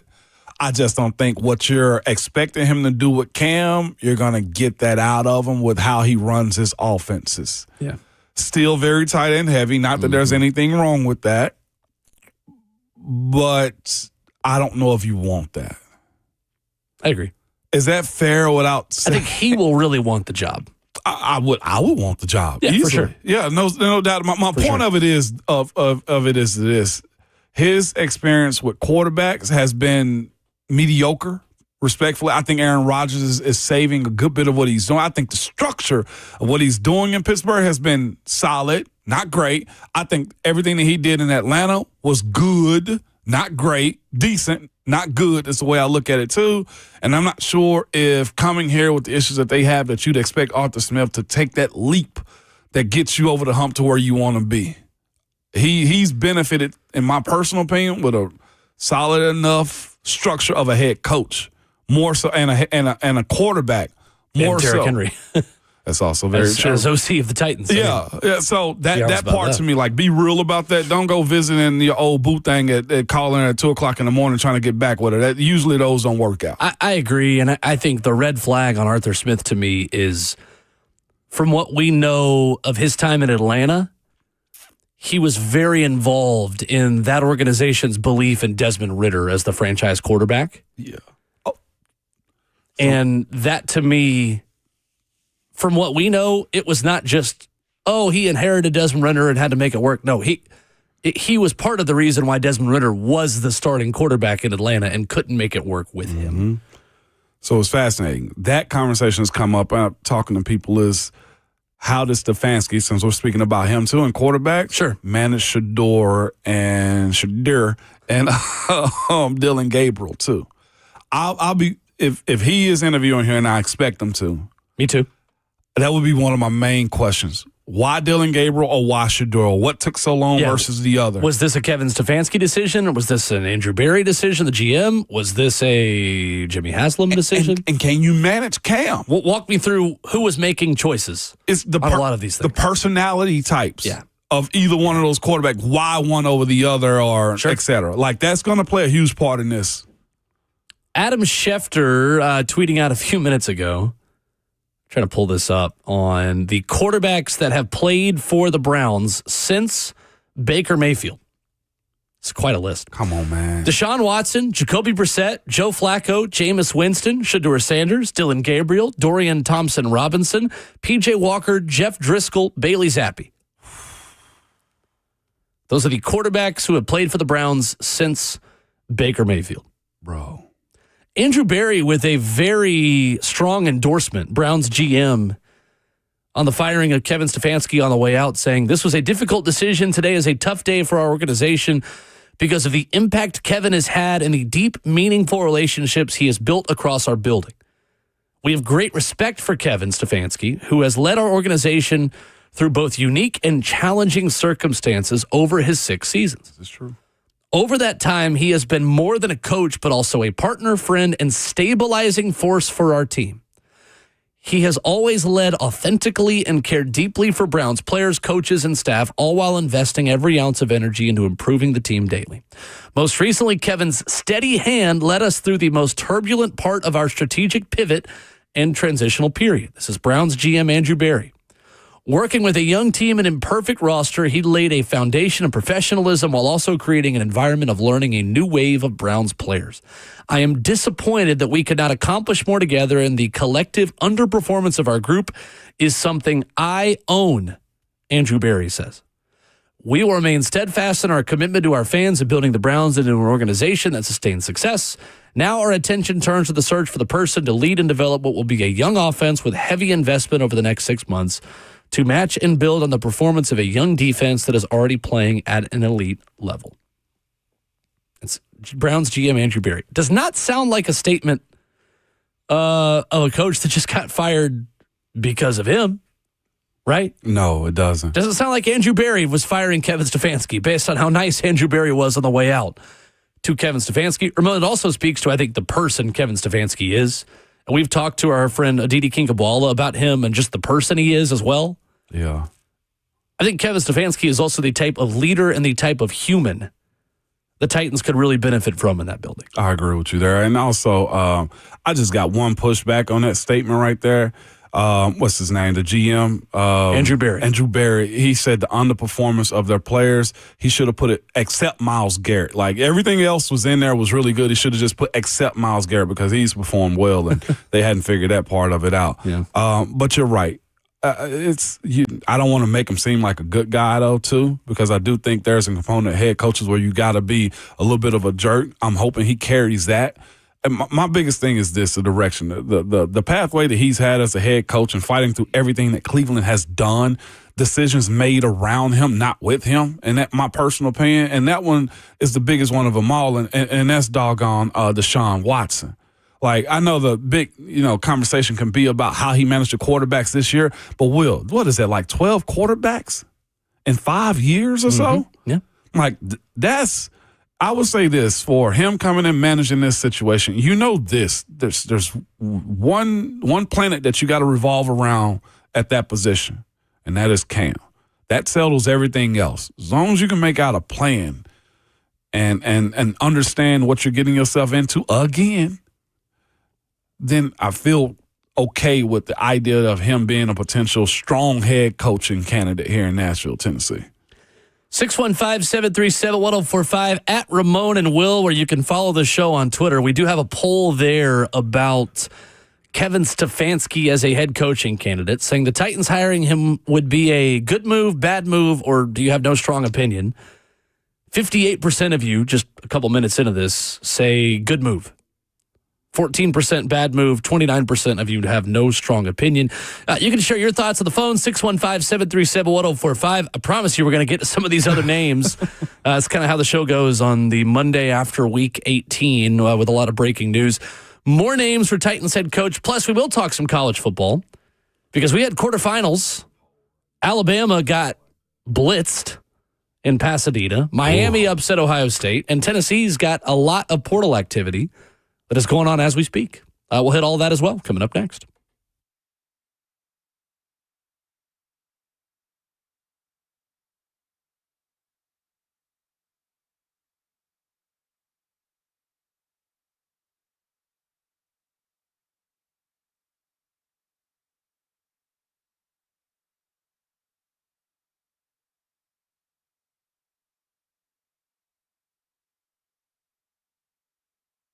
Is your concrete in need of repair? Maybe your sidewalk is shifting on you, your driveway is cracked and sinking, or maybe your porch steps, maybe they've moved on you. Shifting concrete can create a dangerous situation, just trip hazard around your home. I'll tell you, it's also just a big eyesore.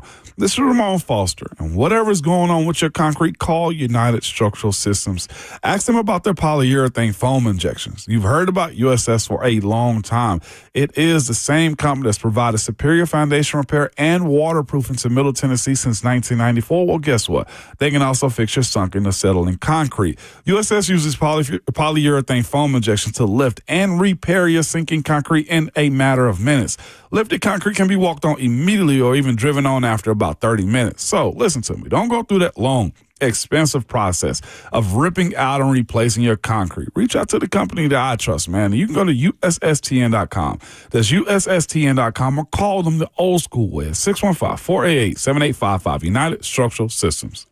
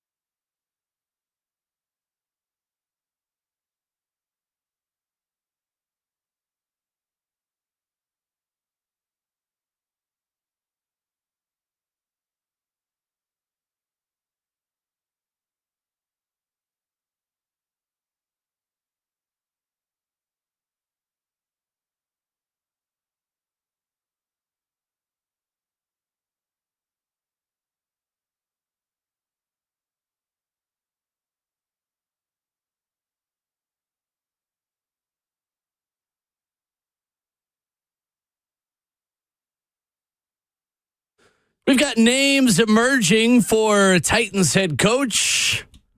Haven't even talked college football yet, which we're going to do in just a moment because quarterfinals were played over the weekend. And we got the transfer portal that is up and running and open, and Tennessee's hosting guys. One of them is ranked number 2 in the whole portal by On3. Oh, we got all that coming up for you in a matter of seconds, Ramon. It's one of those days where we, as the members of the longest show on this station, say things like, we only have 4 hours to get to it all today. We got to pack it all in from 6 to 10. Hey. I'm a poet and I didn't know it. We're going to make it work. Talk to him, Will. Talk to him. We're going to bravely trudge on through only having 4 hours. I'm not going to get to all the things we have to talk about. Because you mentioned that and how much that we got to, get through in this time. Mm-hmm. I will say I'm appreciative of the job that we have and how we do it because and here in Nashville too, because we always got something. I don't know, Will, to this point, what we're going to do when it's a stand-up boring friggin' offseason. Because everything's laid out. Every year that we've hosted a show together, there has been either a GM search or a head coach search. It's laid the heck out, and I'm just like, let's go eat. Let's go feast, man. Golly. Right. Plenty to talk about. Easton Freeze at A2ZSports.com says that Chiefs OC Matt Nagy and former Packers and Cowboys head coach Mike McCarthy will be getting initial interviews for the Titans head coach position. No surprise there. He adds, I'm hearing the initial shortlist will be roughly a dozen names long, with the potential to grow by a couple names as the process unfolds. I'm also hearing that their list doesn't really contain any, quote, big surprises, though what that actually means is up to interpretation. So Easton Freeze writing over the weekend at AZSports.com/Nashville. Then there are 5 more offensive and 5 more defensive names, he says, I think are likely to make the list who are worth mentioning. This was also, by the way, before Kevin Stefanski got fired, because that happened 26 minutes ago. Mm-hmm. He says, first on defense, Jesse Minter, Vance Joseph, who was Broncos OC, Dolphins defensive coordinator Anthony Weaver, Colts defensive coordinator Lou Anarumo, Texans defensive coordinator Matt Burke. Easton goes on to say, now for some offensive coordinator names, Commanders OC Cliff Kingsbury, Seahawks OC Clint Kubiak, Giants OC and interim head coach Mike Kafka, Steelers OC Arthur Smith, Broncos pass game coordinator Davis Webb. Those are speculative options from Easton. He says these are names I think are likely to make the list. So we're not announcing anything or saying those are definitely guys getting interviews. Just speculation from someone in the know in Easton who we think does a good job and knows his stuff. Anything jump out to you out of that list of 10? Just looking at this list of 10, I'm asking this question though too, as I almost feel like we're playing GM, and I guess doing the show we have to almost in a sense with our opinions. But I look at this list and I'm asking myself, who's actually done the job and who's done the job well too? Because when you mention coach defensive coordinator, is that more of him or is that also the GM and who they've signed and who they drafted? Okay, might strike a pin through him. I look at Broncos. You got defensive player of the year as one of your corners on that team on top of Pro Bowl edge rushers, linebackers. Pat Surtain, Nick Petito, Zach Allen, John Franklin Myers. I might strike through Alex that one Singleton. too because that ain't here. Everywhere. That ain't here, correct? Sure. So I might strike through Vance Joseph like Vance Joseph. Dolphins defensive coordinator Anthony Weaver. Okay, defense was solid this year. Held his own at times. Been a play caller, a couple different stops. Absolutely. Questionable Jesse Minter. I think when you look at the job that he's done, speaking of like young phenoms, you kind of say to yourself, a good bit of that product was there already. He's enhanced them. He's made them better. He's got guys like Tierra Tart, Bud, the pre-plan solid and getting it in. Like he's making players. Dayon Henley. Like he's got guys there that are playing well, right? Okay, I like that. Those are the things I'm somewhat striking through and checking when it comes down to what you want your team to be and who's actually coaching it. Like some of these guys, to be quite honest with you, like got good product. The product's already good. And I don't think the product in totality here, because we've had this discussion, there needs to be a lot more talent brought into this building. Sure. So that's the question I have moving forward on this list. Is there a name you don't like that you have a strong opinion on in a negative sense? Lou Anarumo. Really? I like Lou as a defensive coordinator. You don't like him as a head coach I candidate? love playing against him as a player because he was going to give me something. He was going to give you something. Management of a team, sometimes I believe some guys are better as lieutenants. I know 5-star general's the highest. So some people are better as lieutenants. And I think Lou is probably one of those guys. I'm not sure if I want him on how he goes about coaching his defense. It's almost like Greg Williams, I guess, almost in a sense as a head coach is the way I view Lou. Lou, to me, is the running back coach from Bieniemy. Eric Bieniemy? I think he and Eric Bieniemy are in the same boat. Here is my only thing I'll say on this on the front end. I think coaching searches are like NFL drafts.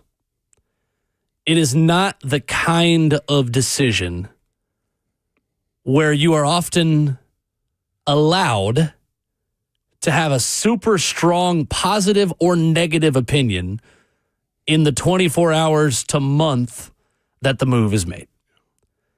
This is the ultimate wait and see decision for us as media, for us as football fans, for us as people following this organization. Let's just see. If it's Matt Nagy, all right, let's see what he puts together as far as staff.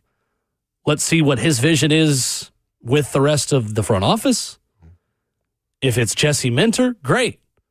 Let's see who the offensive coordinator hire is. Like, no matter who you hire, there are going to be questions. Yeah.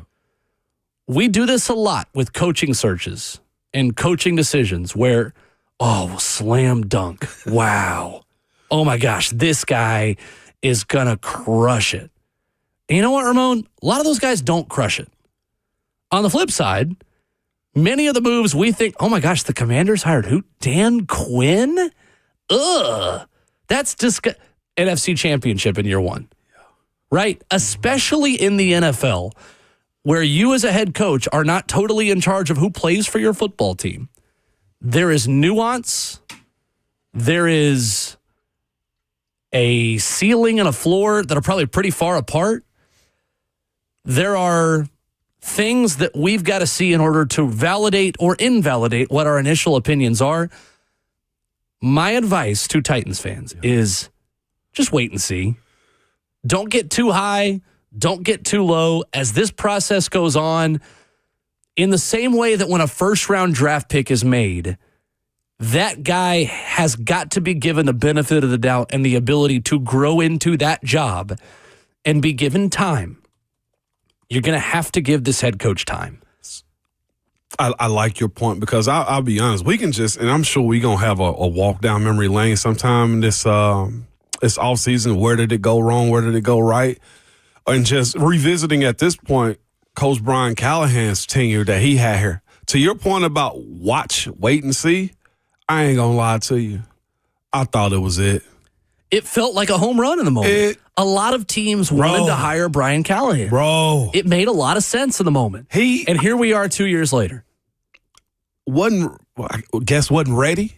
Didn't have enough reach as far as staff, right? A lot of reasons. A lot of reasons. I mean, quarterback play, I'm going to say this, and we'll never know the true answer. Like, could Will Levis have done it? Had done it? You know what I'm saying? Like, was it too, like, I thought in the beginning it was too much too soon for him. Sure. Allowing him to just air it out and not slow walk himself into being a professional quarterback. Like, to revisit what you just said about, hey, as the words of my big brother Ron Slay says, little dog, be cool. Like, the be cool option on the board into who's higher air has to be exercised. I think this one. And even if you love it. Yeah. Like, this can be in the same positive. You could think that one of these coaches, like, oh my gosh, there's no way this guy's going to fail. Just wait. So to me, I guess the question is too, and we talked about it last hour, is the restructuring. Mm-hmm. From the fan base's perspective, now that these names are coming available, and I think Mike McCoy is going to be out of here as the interim too, do you trust Mike Berganzi in this? You know what I'm saying? Like, that to me, I think is a huge... That to me is it can be a huge question going into this one also, because this fan base is loud. This fan base is hungry. This fan base is also angry. Also, I would almost say, do you trust Mike Bergonzi to make this play. Yeah. This to me is, and it ain't his fault. This feels like 3rd and 2 with a minute left in the game. Okay, 3rd and 2 with a minute left in the game. Yeah, you can go for it on 4th down, meaning if it don't go right in the first year, you going for it on 4th down next year too, because it could be a quick jerk to move them. If it don't work, like considering what these last 4 years have been like, do you trust? Understandable. Do you trust Mike Bergonzi now that the restructure's set? Yeah. Because again, the names ain't as sexy as they were last year. No, right. And that's the issue that you got to go into. Sure. Trusting Mike Bergonzi to get this right. In the same way that we don't like to give grades for draft picks when the guys only walked a stage and held up a jersey. You got to actually see a draft class play before you grade a draft class. Yeah. I think you have to take the same mentality into coaching hires. Planet Neptune says, I only trust Bergonzi. Yeah, well, Please. there's a lot of people that feel that way. I know, man. All right, let's talk some college football here in hour 3. We've been all NFL, all Titans so far. Miami 24, Ohio State 14, Ramon. We talked about how this could be the most interesting matchup of the quarterfinal round because the best line of scrimmage play in this game belonged to Miami. And that's exactly what happened, wasn't it? Yes, it was. Those two edge rushers, Reuben Bain Jr. and Akeem Messidor, combined for 3 sacks in the first half. Ohio State punted on 4 of its first 5 drives. A pick 6 from Keontae Scott, 72 yards to the crib. House. 14-0, all Miami needed. How surprised were you watching this game on New Year's Eve? That wasn't my pick. Wasn't mine either. I absolutely did not see Ohio State look like this against this team. To your point, the defense, Jacoby Thomas playing a part in that. Big interception for with him. the silencer at the end too, man. Safety play. I'll say this to your point about those edge rushers from Miami. What's his name? Bain. Reuben Bain Jr. is going to get a lot of critiques come combine. Yes, he is. I'm talking about a ton of them. Short arms, height, move them to a 3 technique. Screw that. Ball player, Will. Absolute ball player. He was a menace in that game. They made, to me, Ohio State look pedestrian. The quarterback play that they got from Julian Sayin, he looked like a kid that was fresh out of high school playing football against them. They were all over him. The playmakers that Miami had, I didn't think they were going to be able to run the football, and they did. Mark Fletcher Jr. turned into him again. You knew what the issues were, and Ohio State could not stop it whatsoever. That was fascinating to me on how that came about when it comes down to how you spend money the right way. You go get your quarterback, in which he didn't work out in Georgia. He looked good also. But that to me was a team blitz. That to me was a team win. Miami Hurricanes absolutely owned Ohio State. And I don't care what anybody else got to say about it. Like, they absolutely owned them. They definitely did. How about... By the way, one more thing, too. They made Carnell Tate make a business decision. Have you seen the clip on social media and in the game? I haven't. He saw that doggone safety coming down and put his arms out, and they got Gator real fast. Do you hear me? Future Titan Carnell Tate? They were sticking them. The physicality in that game, man, was... I know they're playing a lot of games. It's a long wait, but they got healthy and beat the heck out of Ohio State. Ohio State, 45 rushing yards. Miami, 153. That's the biggest surprise to me in the game. I didn't think Miami would be able to run the ball well enough to win it.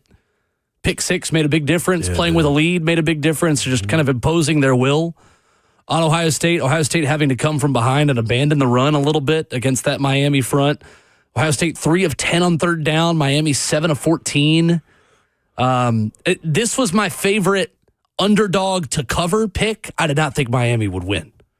I liked them a lot to cover 9.5. Did not like them outright. And boy, I think Miami might be the best team in the country right now, not named Indiana. They look like it. Which we'll talk more about in a minute. For a team that we knew was paying for it, they made Texas Tech look like, y'all just spending monopoly money. Oregon 23, Texas Tech nothing. Oregon allowed 215 total yards, 4 turnovers, 3 turnovers on downs.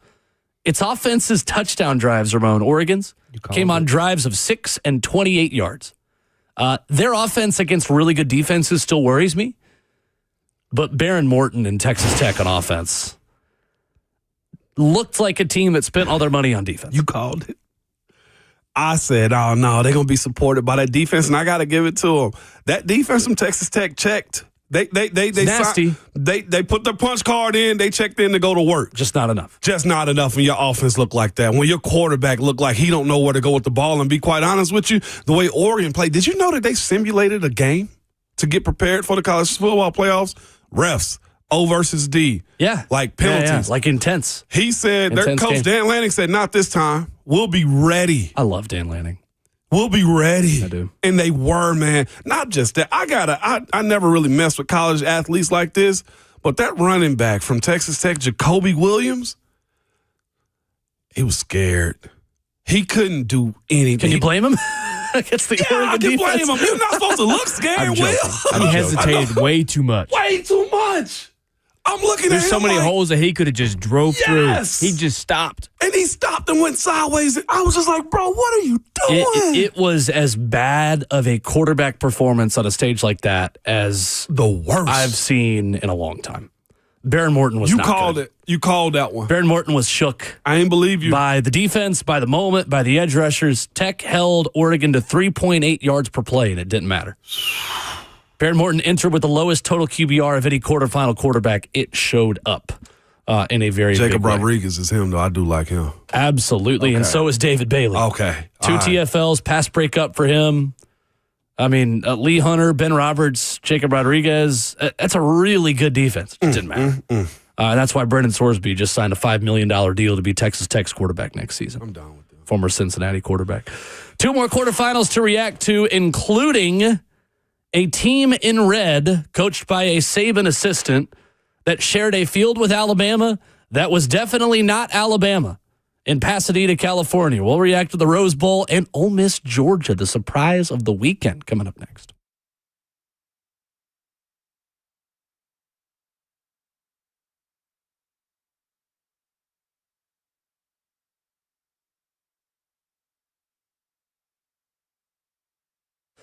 For over 50 years, Brentwood Jewelry has been proudly serving the Brentwood community with exceptional style and exceptional deals every day. What's going on? It's Will Bowling.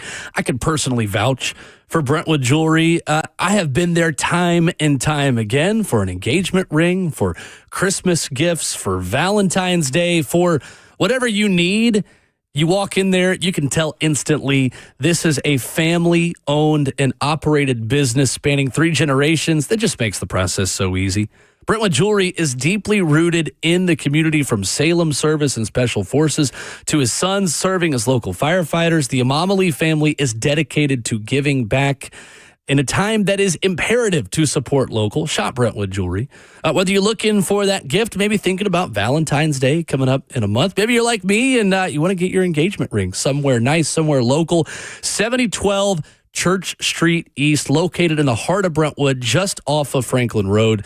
You need to go see my friends at Brentwood Jewelry. Check them out at BrentwoodJewelry.com. Exceptional style, exceptional deals every day for over 50 years. Online at BrentwoodJewelry.com.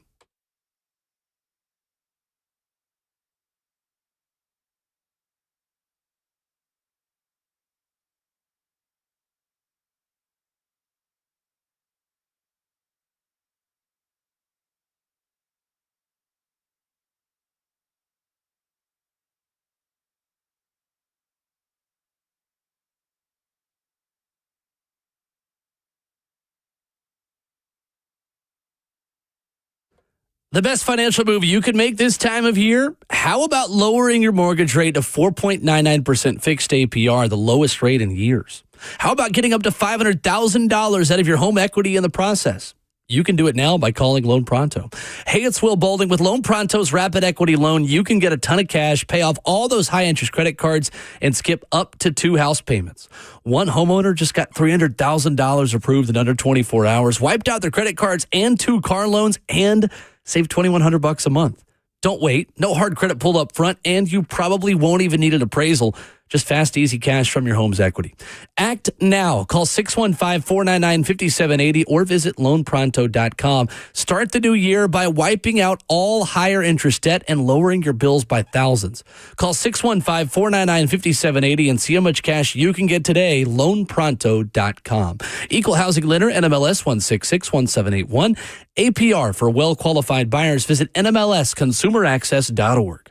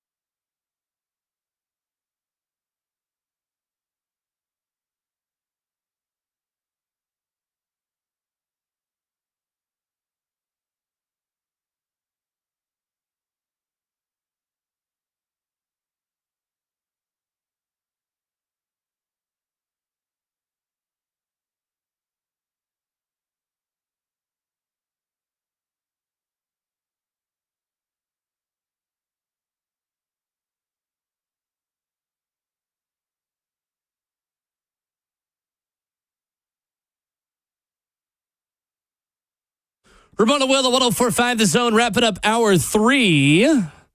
Ramon Foster, Will Bowling, Justin Hawkins. We'll talk about Cam Ward's injury yesterday and what we know so far. Coming up to kick off hour number 4. If you've been sleeping in this morning, we got latest NFL headlines and reaction to Week 18 for you as well. Open for your phone calls, 615-737-1045. Indiana beat Alabama 38-3. And Ramon, the remaining teams at that point of the playoff all included former Saban assistants as head coaches. Yep. Except for Alabama. Mm-hmm. How about that? 38-3. The number one team looked like the number one team. The helmet stickers, the shade of red, it didn't matter. Mm-mm. At the end of the day, this was an Alabama team that got exposed for what it was. A one-dimensional offense with a good, not elite defense, and a roster that had a very limited ceiling, exposed by what is right now, Ramon, the best team in college football. By far. Yeah. That game right there just gives me more, and I'm seeking comfort here. I ain't gonna lie to you. Alabama fans gonna come out. The Tennessee hater fans gonna come out. I was like, yeah, but you lost. It gives me more confidence that Tennessee could have competed and possibly won in Tuscaloosa had it not been for that pick six like that at the end of the first half.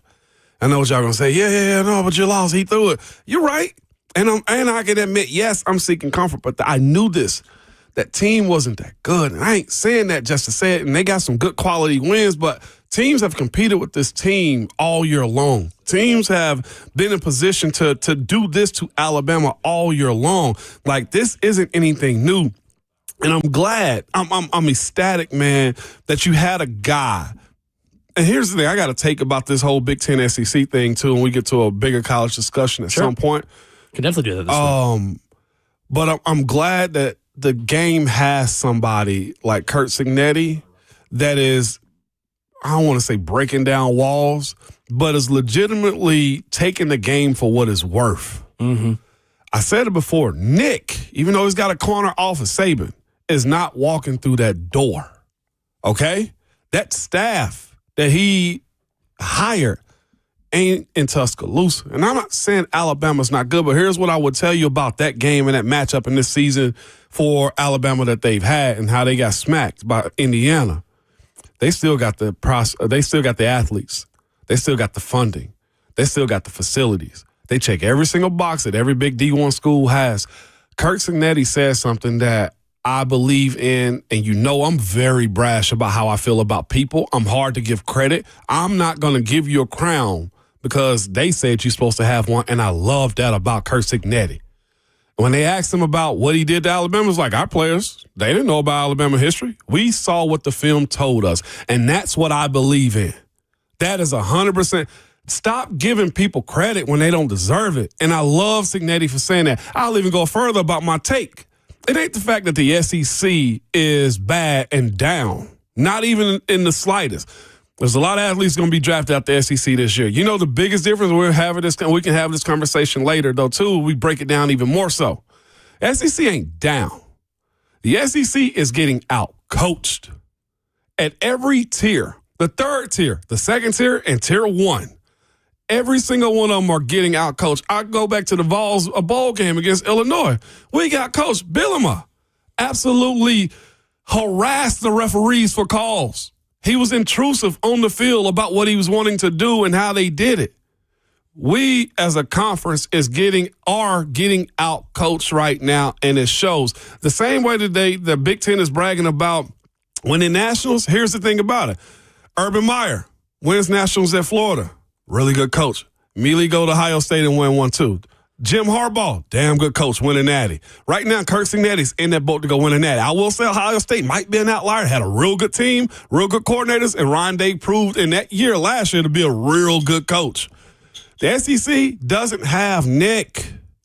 You got Kirby and the SEC better go beat the rugs over the clothesline and clear out this dust. They got to get better. I'll even go one step further. It's cute with what Lane Kiffin is doing. Lane Kiffin ain't won jack squat. And he can't put his name on this Ole Miss team because he's not been there for the two playoff. Now we go to Georgia Ole Miss. Yeah. You're right, because the only head coach left representing an SEC team in the college football playoff just got the job about 3 weeks ago. His name is Pete Golding. Thought he coached a good game. Who at one point Alabama kind of ran off of being defensive coordinator in Tuscaloosa. Crazy. Just one other quick thing on Indiana, Alabama. Kalen Black, Roman Hemby, 188 rushing yards. The fact that Indiana's offensive line could beat up a really good defensive front like that for Alabama, that was the surprise to me in that game. Mm-hmm. Not surprised that Indiana blew out Alabama. The way they did it surprised me.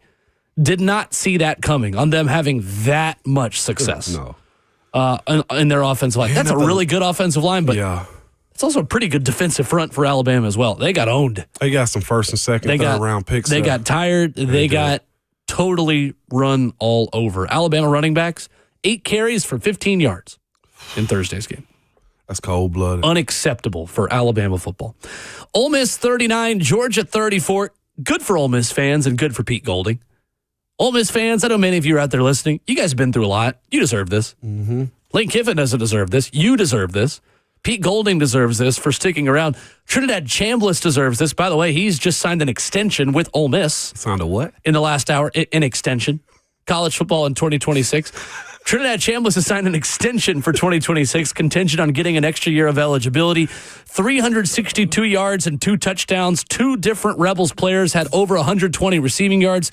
Lucas Carnero, the clutch kicker. Yeah, boy. For Ole Miss, had 3 big field goals, including the game-winning 47-yarder with 6 seconds. 6 seconds left. And then the last minute of the game that took like 10 minutes on its own. Dejon Stribling with the go-ahead 40-yard bomb to set up the game-winning field goal. Ramon, I have a favorite movie. Talk to me. I love the movie The Prestige. Christopher Nolan film. It's about 2 rival magicians. One of them played by Christian Bale, one by Hugh Jackman. Justin, you seen The Prestige? You a Prestige guy? No. Gosh. Talk us through it. Somebody out there's like, I'm working with you. For you right there, for you one person in your car who knows the movie I'm talking about, Alfred and, dang it, the 2 magicians, Christian Bale's character and Hugh Jackman's character. That was Gunnar Stockton and Trinidad Chambliss. Friday in New Orleans in the Sugar Bowl. These 2 guys, absolute magicians. Thursday, whatever night it was. They're so magical, I forgot what day it happened. These guys could not get on the ground. I felt like I was watching The Prestige. 2 rival magicians just dealing. Hugh Jackman. This was such a... No, I know. I just mean his character's name. The Great Danton. The Great Danton. The Great Danton and the Professor. And Alfred. I mean, just unbelievable what these 2 quarterbacks are doing. As we all expected, Gunnar Stockton versus Trinidad Chambliss on the biggest stage and one of the biggest games of college football this year. What a game. What a game. That's all, like, and to your point, Ole Miss fault. Their defense was electric. In a game where defense wins usually for Georgia, they got outdueled. That was a real good game. I left that weekend, Will, saying I'm satisfied. I don't need any more football on top of this. It was that good to me, man. Trinidad Chambliss too, elite. He dropped one over the shoulder, man. I didn't know he had touch like that. And a warrior, too, and how he goes about taking hits and stuff. Yes. I didn't know he had touch like that, dog. Not even a little bit. I was surprised the run game didn't do more for Georgia in this game. They ran pretty well. I mean, Nate Frazier and Cash Jones combined for 124 on just 14 touches. But, man, Georgia's inability to stop the Ole Miss offense. I thought Georgia would just take Ole Miss's will and soul in the second half. Yeah. And they couldn't. I'm just glad that those Ole Miss players are coming out backing their coach now and saying, Lane, you are a diva. I forget the defensive player name that came out and said he trolled us all week. Yeah, right. That's what I mean by, like, good coaching. Lane, that ain't no good coach. Nick Saban would never do that. I know. You know, if that's who you're trying to pattern yourself after and prove, like, it's all antics to me. It's a great point. Go coach, man. Robert Angier and Alfred Borden, the 2 main characters of The Prestige. Literally maybe my favorite movie of all time. I just blanked on the name of one of the characters. Anyway, we got a lot of comments on YouTube saying, oh, it's a good movie. Another great Nolan film. I got to go watch this one. Add it to my 2026 list. It is nobody so care. You got a good. baby on the way, man. That's the only thing we worry Not for about 6 right months. now is Omar. You got time. Omar coming. And it's leading the race, too. Yeah, Justin's got a poll. It's your fault for retweeting it. Justin's got a poll at Ramon and Will on what he should name his son. We'll talk more about that as the show goes on. But Oliver, Omar. Brooks, and Omar are the 3 options. And as I told Justin, Omar is going to win if you put Omar in the poll. Omar coming up. Omar Not the coming. name. Maybe the middle name. Maybe the Hour nickname. 4 of Ramon and Will, we've got the first interview request made by the Tennessee Titans for head coach. Oh. I'll tell you who it is next.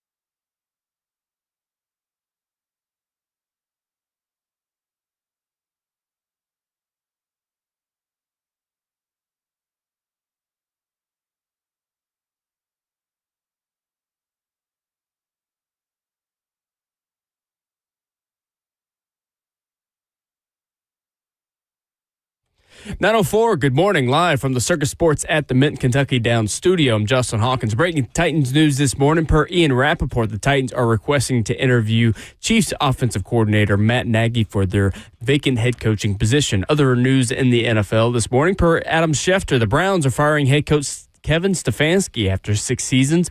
He was a 2-time coach of the year. The Browns finished this season at 5-12. Yesterday, the Falcons fired head coach Raheem Morris and general manager Terry Fontenot after finishing the season 8-9. Morris coached 2 seasons in Atlanta, both going 8-9. For Fontenot, he's been in Atlanta since 2021, which all were losing seasons. For the Titans, their season comes to an end as they fall 41-7 to the Jaguars yesterday and finished the year 3-14 for the second consecutive year. Came Ward after a 7-yard touchdown run to go up 7-0 on the first drive of the game. He suffered a shoulder injury, and reports are that it's a grade 3 AC joint sprain, but will undergo further tests this week. And now with the offseason underway, the NFL draft order is starting to take shape for the Titans. They will have the 4th overall pick coming up in the draft this April. For all your foundation repair and waterproofing needs, you got to go to USSTN.com. Breaking news at once on your home for the Titans and Vols. This is 104.5 The Zone.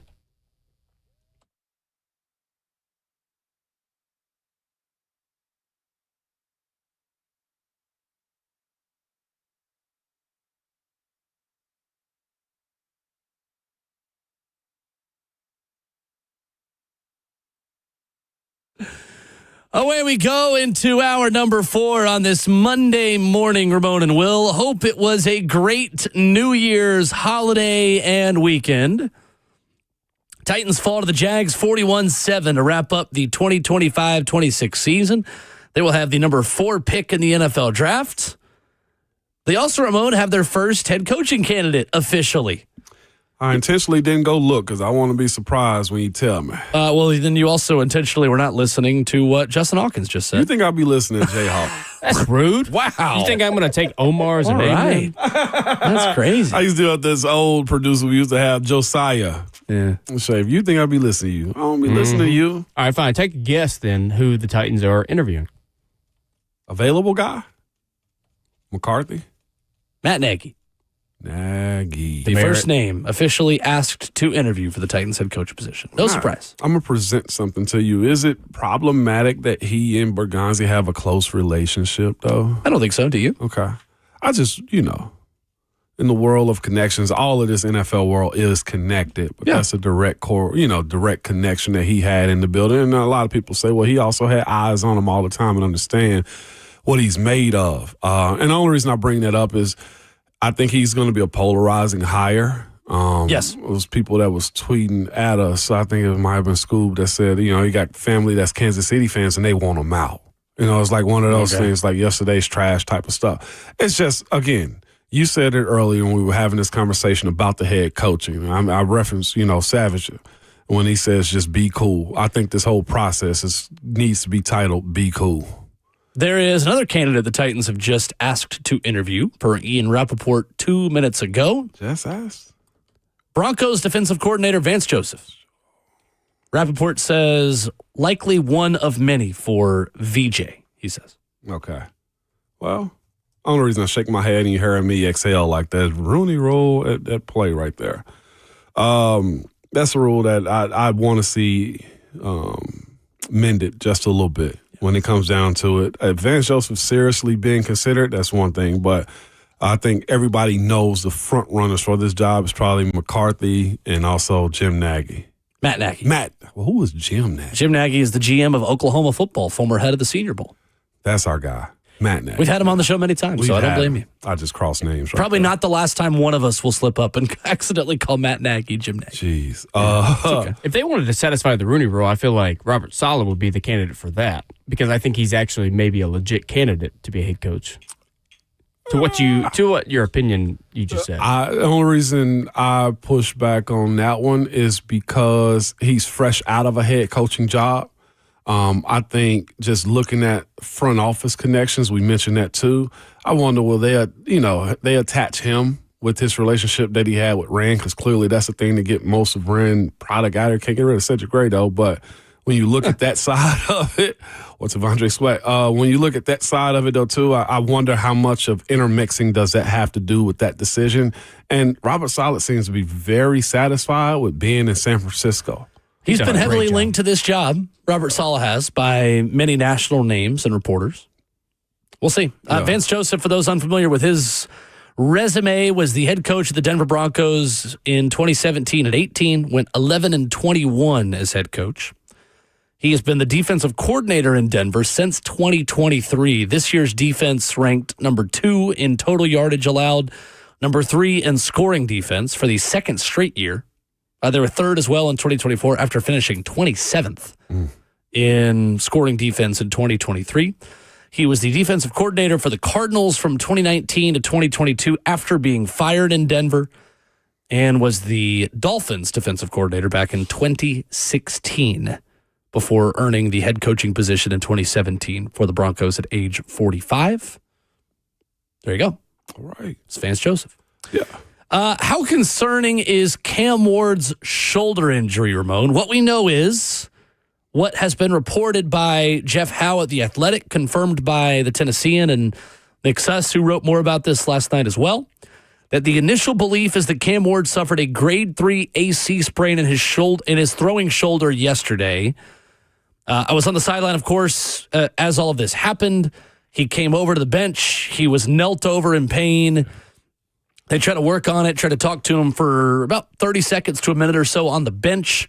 And then he was walked in with the trainer into the injury tent, was in there for about 5 to 7 minutes or so during that next drive, was then walked to the observation room underneath the stadium there inside Everbank Stadium, was ruled questionable with a throwing shoulder injury, and then ruled out within the half hour of when his injury took place. A designed run on the opening drive, one of 2 designed runs on the opening drive for Cam Ward, something that we've not seen them do a ton this season. Grade 3 is the highest degree of severity for a shoulder sprain. It does not always require surgery. A grade 3 sprain is differentiated from lesser sprains because of damage to the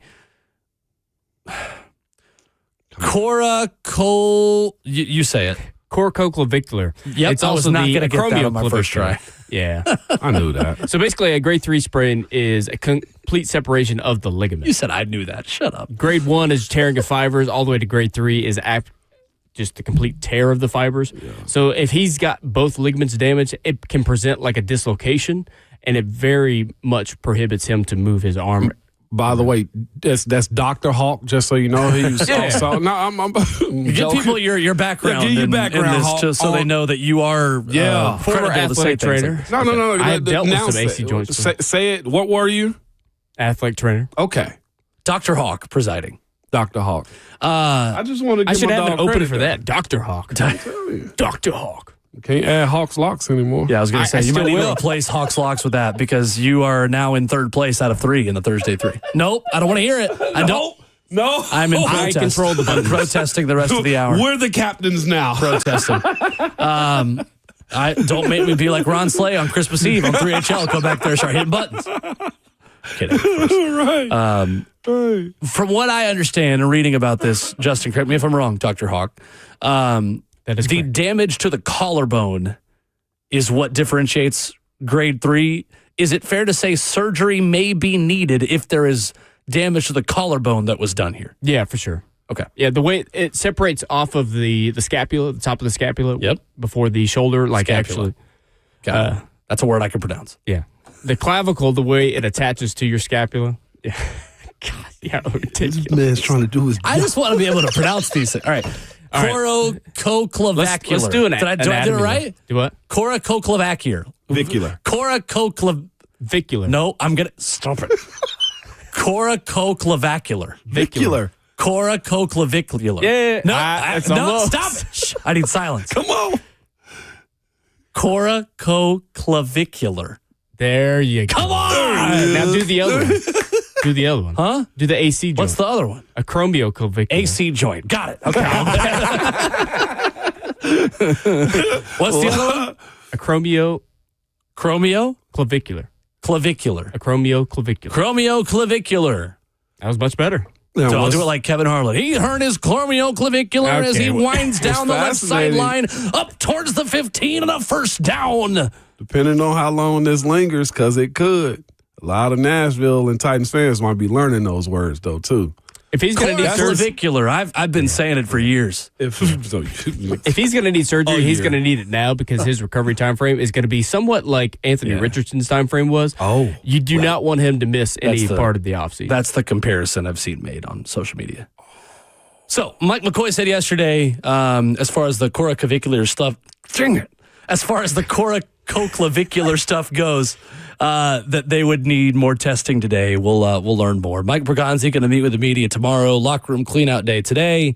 A lot we don't know yet. If you're looking for updates on Cam and his shoulder and timeline and surgery and all these things, I'll just give it to you. We don't know yet. So also too, this is essentially what it looked like Will Levis dealt with, that knot on his shoulder. Yes, and, actually. Keenan Allen, also the wide receiver, he has one of those knots. Because the way that the clavicle separates itself, it can form some scar tissue around there, and it may not present itself as a separation or a fracture, but there has been scar tissue built up that is just staying there. Affect his rotation. It does, for sure. It does. It does for sure.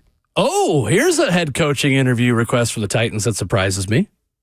We up against the break. You gonna save it? We'll talk about it next. All right.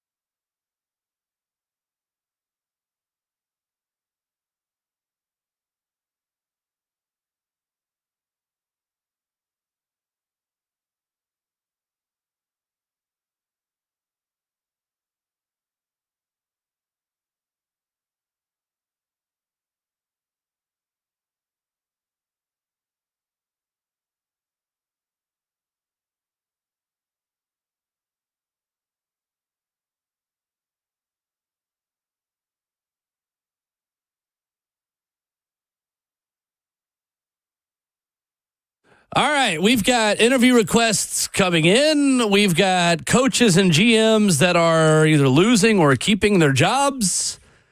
We got a lot to catch you up on in the NFL this morning as changes are being made, and especially with where the Titans sit with a head coach vacancy. We're definitely spending more time on the news and the notes and the changes versus the games, of which there were many. Right. To react to. Maybe we'll have some more time for that tomorrow morning because your Steelers played maybe the game of the year last night. Listen, and man. are in the postseason. What a finish. At 10-7. What a finish. Crazy. I'm treading lightly. Yeah. Big Boss Burt, man, is not having a good day. I feel bad. The first two people that I felt sorry for last night were Tyler Loop and his family, and then Big Boss Burt for the Ravens defeat. So we'll get more to that as time permits it. The Titans have requested to talk with Chiefs defensive coordinator Steve Spagnuolo for their head coach position. A little surprising. Maybe not a shock, though. Ian Rappaport says he should also get a Giants request. Really? It's going to be that time, too. Looking at what Kansas City is, I'm sure changes are going to happen too. It's just a matter of what can these guys do for you. Steve Spagnuolo, it's still a wait and see type of situation. Now, that defense he did call. He's done his job, not just this year, but last year, the Super Bowl. You're like he's checked every box that you need when it comes down to what you're looking for in a guy like that. Yeah. Most definitely. Steve Spagnuolo is 66 years old from Massachusetts. He has been a head coach for 4 seasons. Went one and done with New York in 2017. Well, he was interim in New York for the Giants. Went 1-3 starting December the 4th in 2017. He was the head coach of the St. Louis Rams from 2009 to 2011. In those 3 seasons, he went 10-38. As a head coach. Okay. He has been the Kansas City Chiefs defensive coordinator since 2019, and that has been a dang good defense in that time. Yes, it has. Their finishes in terms of scoring defense since 2019, 7th, 10th, 8th, 16th, 2nd, 4th, 6th. This year they finished 6th in total defense. Do you see a world where Steve Spagnuolo could be brought into an interview, Ramon, to try to convince him to join this staff as defensive coordinator? Yeah, I could. Because, you look at the structure of guys that you have here. This past draft class, you've gone after types of guys that Kansas City have, long, rangy corners, right? It's worked.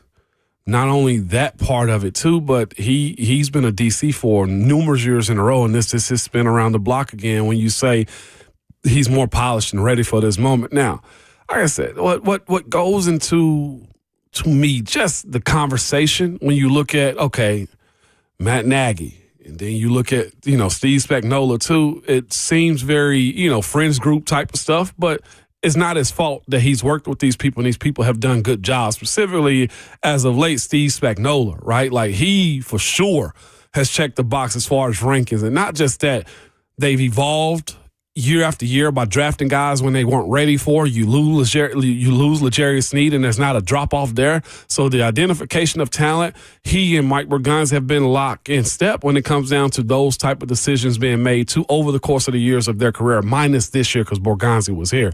That, to me, to be quite honest with you, Will, makes more sense than personally Matt Nagy, if you're telling me that Spagnuolo could be serious about it in a manager role. Now, if he does choose to come in as a DC, heck yeah. And I'm not minimizing Denard Wilson at all. As you know, when it comes down to his ability to be a DC somewhere else, it's just a Spag has had to adjust and honestly compliment that offense, and he has. Yeah, I think in Kansas City. I have a prediction. What you got? Something I think is going to happen. What you got for me, man? I think the Titans will hire 2 of their head coach interviewees. You think they will hire 2 of the head coaches? And whoever walking in the building, somebody's staying. I think you're going to see another Mike Vrabel, Matt LaFleur situation happen. I have no insider knowledge of that. I'm just speaking from, I think, putting the pieces together on casting such a wide net that as many as a dozen candidates could be brought in, the need for head coaching experience with where this franchise is right now and someone with a steady hand who has done the job before, and the way that they filled out this front office, Ramon, with people who have been GMs before. They're kind of big four in a lot of ways. Yeah. Reggie McKenzie, Dave Ziegler, Chad Brinker, Mike Borgonzi. And now 4 guys who have essentially held and put on general manager hats. They have valued that level of experience and that just muscle memory of how to do the job. Yeah. And I think that's something that this organization is going to value in the head coaching search as well. I think Steve Spagnuolo is a candidate for that. I think Matt Nagy is a candidate for that, as someone who could interview here for head coach and potentially stick as OC if you were to hire a Chris Shula or a Jesse Minter or one of these defensive coach candidates. I even think, too, that you could see one of the defensive guys come in here and be a defensive coordinator paired up with a Matt Nagy or paired up with a Clint Kubiak or a Cliff Kingsbury. Like, I think that this organization understands the moment that it is in and understands that if you go the first-time head coach route, well, who can we get on staff who has the level of experience to mitigate some of the risk involved with first-time head coaches that we just saw play out with Brian Callahan? That, to me, is where I think the organization learns its lesson to say, if we are going to go the first-time head coach route, how do we surround that guy with enough people who are experienced veterans who have done this before to be a steady hand and to be a voice to say, no, actually do it this way. I know you think this is a good idea. Do it this way. Which in the piece by Dan Pompei of The Athletic, Matt Nagy has already admitted he wishes he'd had when he was the head coach of the Chicago Bears. Said, if I was to do this again, I would have somebody on staff equivalent to what I am for Andy Reid, who's going to tell me when I'm wrong. Yeah. Tell me when I'm out of line and say, no, you need to do things this way. And then I'm going to go do it the way that I'm suggested to do it. This and I think technically this will be Spagnuolo's second time around the sun, as far as like you saying guys with that experience and stuff like that though too. What's fascinating to me, Will, in looking at this, you brought up the age part of it too, and I went and saw who's the oldest coaches in the leagues. Pete Carroll, I think, is out. Yeah, but I think Pete Carroll's going to be one and done. Yeah, 74 years old. Andy Reid, 67. John Harbaugh, you happen to know his age off the top of your head? 60? 63. Wow. Todd Bowles is Looks 61, too. Very good for that So age. is Todd Bowles. Dang, I want to put him close to that. 61, and you mentioned Spagnuolo being 66. A lot of people in Tampa want Todd Bowles out, by the way. Yeah, no. A lot of people. No. They kind of fell apart, though, too, this season. So I just look at that and say, man, one, I'm continually going to say this. I think this fan base, and specifically Cam, needs somebody they can respect. I think that's why Vrabel, got so much love here too, because the respect component of what he was doing. Like when he walked in the room, it mattered, and I think that has to be a type that's going to be hired here. Now, my words don't mean anything. I'm not sure if Mike Borgonzi, anybody's listening to us when it comes down to that type of stuff. It's just that you ain't got to hit a home run with this, Will. But you got to be able to have somebody, to your point, either with some experience that know what they're doing in these type of roles, specifically with where the Titans have been the last 3-4 years, how to get out of it, or as you said a second ago, somebody that can be coached and guided and have a good reach and mentorship to not learn on the job. Like I felt like we saw Brian Callahan legitimately learning on the job, and that can't fly this time around. So like, I don't think somebody's going to say, this cycle's Ben Johnson. That ain't out there this year. It doesn't feel like it. No. Jesse Minter, as you mentioned, I think is that guy, but I think he takes a Ben Johnson style and go back for one more year. Duck on YouTube says, I thought there is a rule against lateral moves. You got it. You can still make lateral moves as coordinators. It's the interview process, Ramon, that is different. It's got to be granted by the team, I think. Right. So if you request to interview, let's say, if the Titans hypothetically, weren't making a move and somebody else requested to interview Denard Wilson, the Titans would have to say, okay. Yeah. Here's the thing, though. You're interviewing Steve Spagnuolo and Matt Nagy to be head coach. So that doesn't have to be granted because you are interviewing them for a step up. Yep. So, yes, while you are not interviewing Steve Spagnuolo or Matt Nagy to be coordinators, you're interviewing them as head coaches. But then within that, I think you open the door to them maybe wanting a change. And I think Kansas City at this point is barreling towards rebuild mode, Ramon. And may want a change of their own to freshen things up in Kansas City. I'm going to see if I can do a quick cliff notes of this process, if you don't mind. So for people employed by other teams, the process begins this week. Employed by other team begins this week. For teams that didn't make the playoffs, Kansas City, their coaches can be interviewed virtually 3 days after the final game. The process is different for assistants on the playoff teams. For teams with the bye, virtuals can happen sooner. For assistants on coaching wild card weekend, they can have virtual interviews up to 3 hours beginning a couple of days after the last games of the season, too. And in-person interviews with assistants under contracts with other teams will begin later in January. January 19th. Yes. Is when in-person interviews can begin. But as it pertains to coaches under contract for other teams, Mike Bergonzi has to ask. Teams can say no. And if they say yes, then you're allowed to at that point. I'm expecting the relationship is how Mike Bergonzi got Spagnuolo in this position right there, too, and Nagy. I think at this point, you've got to take interview requests with a grain of salt. The Titans are going to interview a lot of coaches. Don't overreact to somebody getting a virtual interview. Yeah. We can maybe moderately react to them getting an in-person interview, but we are exactly 2 weeks away from in-person interviews even beginning. This is going to be a long process. This is It's going to take time. Yeah. 100%. And if Chris Shula is the guy you want and the Rams are in the Super Bowl, then this process may go a month. It may go 2.5 weeks. They may make the first move like they did with Brian Callahan. They may love somebody in the building so much they want to keep him in the building with a contract in their hands. I don't have a crystal ball. All I'm here to say is remember the words of the great and honorable Dave McGinnis. Keep your powder dry. Keep your powder dry. Yeah. All right. Other NFL coaching news. If you missed it earlier, Kevin Stefanski's been fired by the Browns. Ramon and I are both in agreement that Kevin Stefanski should be a strong candidate for the Tennessee Titans. We put this to a poll on Twitter, and many of you agree. 55% of you say the Titans hiring Stefanski would be a good move. 26% of you have no strong opinion, and 19% of you say bad move. Okay? Somebody said, boy, his coaching job was amazing against the Titans. Facepalm emoji. What's wrong with people, man?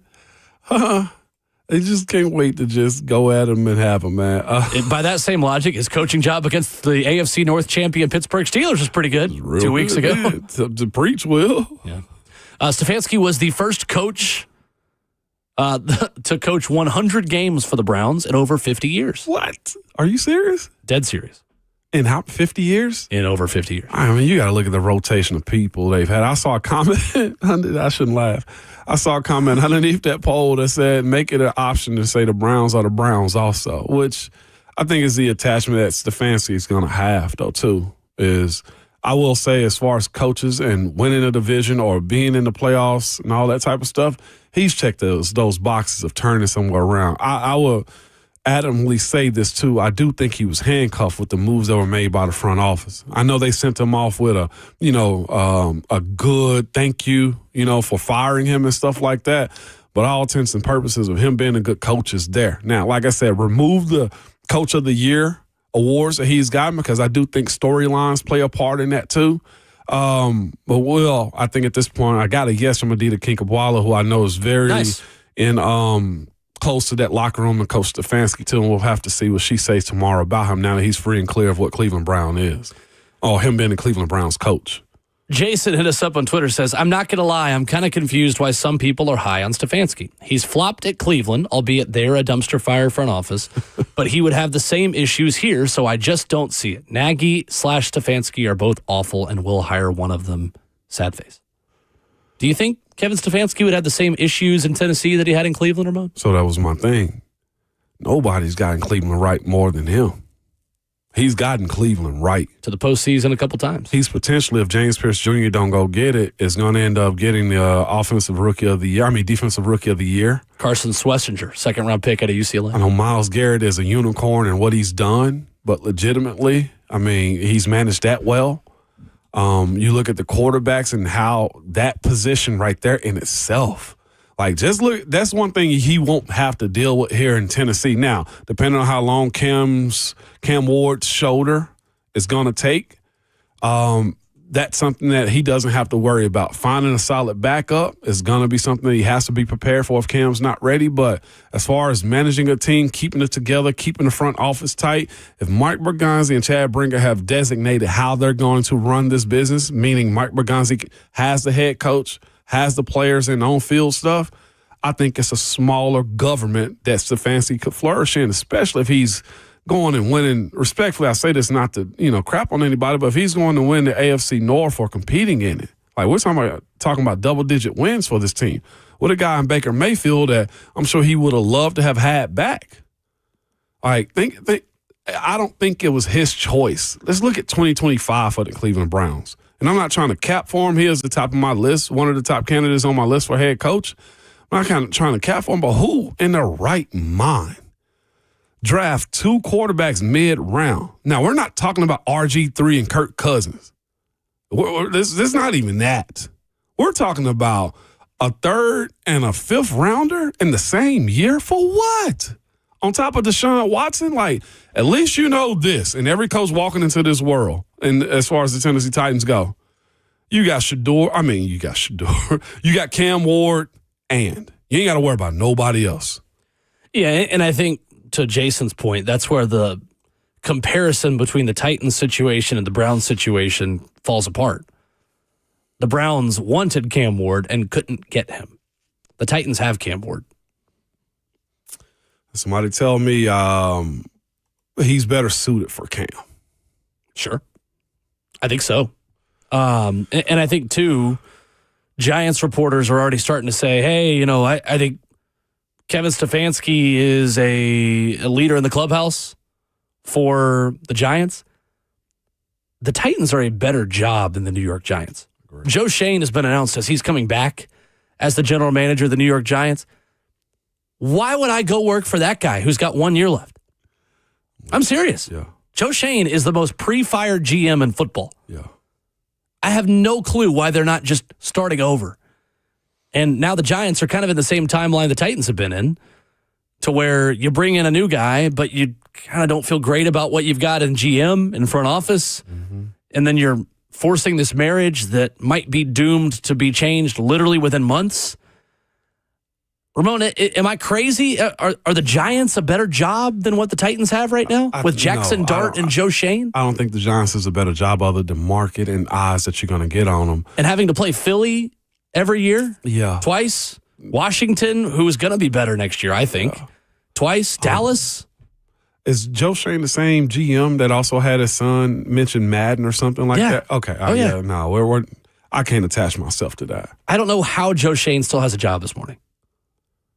Yeah, I can't attach myself to that. This is almost like the Atlanta Falcons situation to me, the way that's kind of unfolded there. I mean, you have Malik Neighbors, you have Jackson Dart, you've got some good players on defense, but quarrel about Jackson Dart. He tossed that ball up in the air, and his tight end ran a touchdown across the field. That's a lucky play. Now, he made it yesterday, too, in that game, but I'd roll with Cam over Jackson Dart.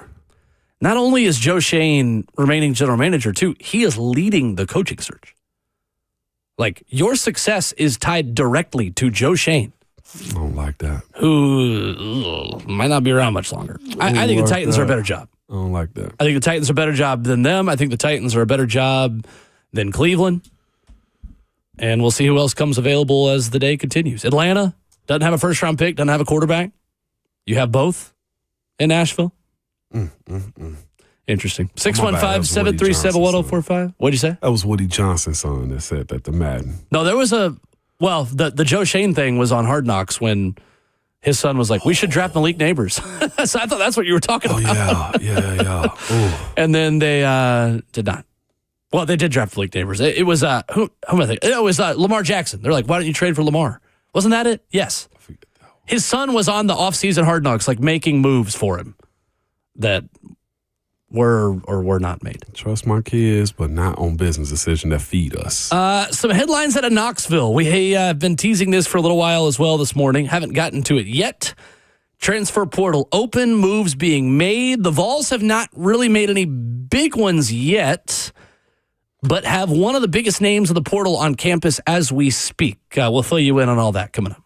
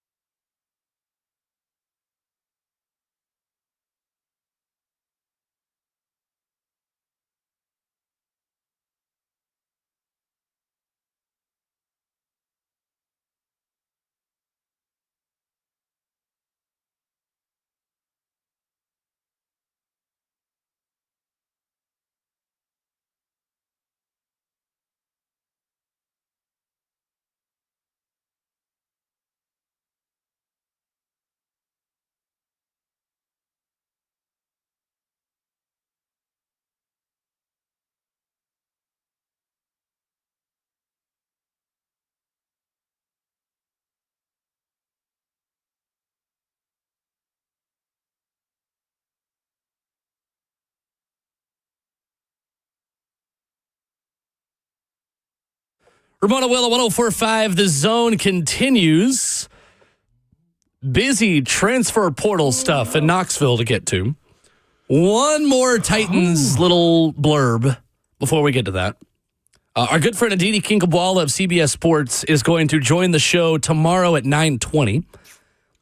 She has tweeted a picture of her interviewing Kevin Stefanski on the Browns preseason broadcast, I believe this year, Ramon. Yep. And had this to say. Kevin Stefanski is sincerely one of the best humans I have ever dealt with in this business. Whatever organization gets him will love his steady and level leadership. And for what it's worth, I think he and Cam Ward would be an ideal personality fit. Wink emoji. Oh. Can't wait to ask Aditi for more on that tomorrow. Here's what I read in that, Ramon.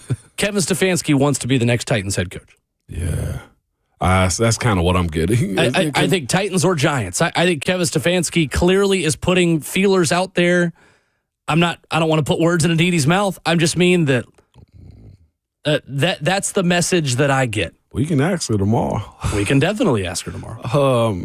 I know she's worked a lot of Cleveland games, a good bit of them too, and so that reporter-coach relationship, each coach got their person, just kind of how it goes in these type of situations. So with Aditi tweeting something out like that, I think that speaks volumes to your point, Will, about where his sights are kind of set on this one. I feel like with this situation, you get more of a rebuild. Not necessarily a rebuild. You get a clearer path into what you're trying to do. Mm-hmm. I think you almost got to control, respectfully, I say this, Jackson Dart's personality a little bit, and Abdul Carter all over again with what they got going on now. You do have some good bones up there in New York also, too. So I don't want to just trash what they got going on, but I've been somewhat high on Stefanski. From Schefter a few minutes ago, Titans have requested head coach interviews today with Broncos DC Vance Joseph, Chiefs DC Steve Spagnuolo, Chiefs OC Matt Nagy, Colts DC Lou Anarumo. So add Lou Anarumo to the list of Titans head coach interview requests today. All right. Tennessee is hosting some elite transfer portal players in football. Chaz Coleman is the number one edge rusher in the On3 rankings on campus as we speak, Ramon. I like that. They picked up a commitment from Quay Moss, who is a nickel corner / safety out of Kansas State. They are trending for, and I don't know how to pronounce this young man's name. We'll talk to Austin Price about it tomorrow. O-R-Y. How would you pronounce that? Ori Williams is a tackle from LSU who appears to be trending towards Tennessee. He is the number 18 player in the portal at tackle. Appeared in one game as a freshman, ended up redshirting this past year for LSU at tackle. He has 3 years of eligibility remaining. Nice. Tennessee in need for a tackle with both Lance Hurd and Bennett Warren entering the transfer portal. Warren, who has landed now at Minnesota. And Tennessee needs just bodies at offensive line, probably needing a right tackle with David Sanders moving to left. Mateen Ibaragba is a Wake Forest defensive lineman expected to visit Tennessee this week. I think they really like him. Kamori House is an inside linebacker, number 6 linebacker in the portal from UNC. He's on campus. Penn State defensive lineman Xavier Gilliam, also on campus. He's a top 70 player in the portal, number 5 defensive lineman.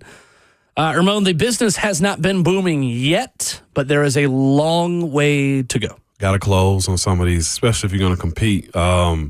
It's necessary. Good thing is, offensively, you set a good bit at a couple of places. Like you said, the tackle position needs to be shored up. More depth you get, the better it could be. I was shocked. I ain't going to lie to you about Lance Hurd jumping into the portal. I think it came down to finances.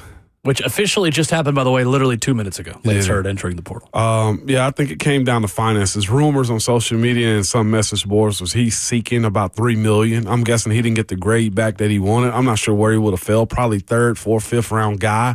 You come back to college, get yourself back together, man. All he needs is one good year. But heck, $3 million for 1 year? Yeah, somebody's going to sign up for it, I think.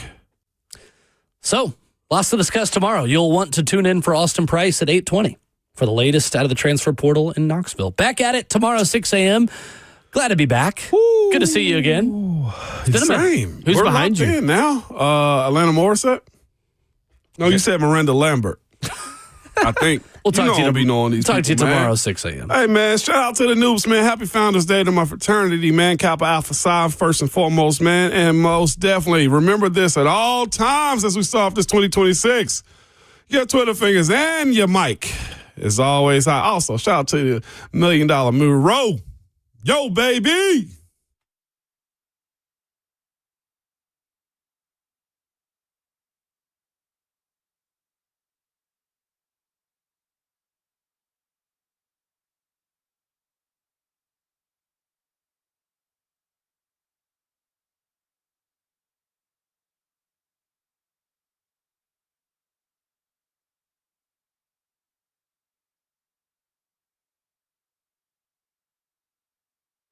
What's up? It's Will Bowling for my friends at Brentwood Hearing Center. Their team of doctors of audiology are ready to help you address hearing challenges that maybe were brought up around the holidays.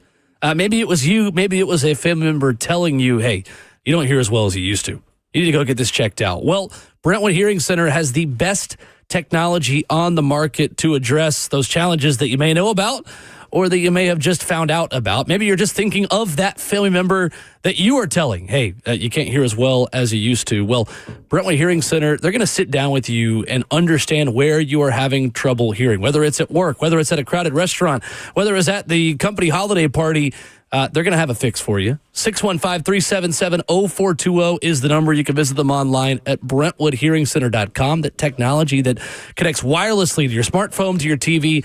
Let them introduce you to the very best the industry has to offer. 615-377-0420 or online at BrentwoodHearingCenter.com. That's Brentwood Hearing Center. Better hearing, better life.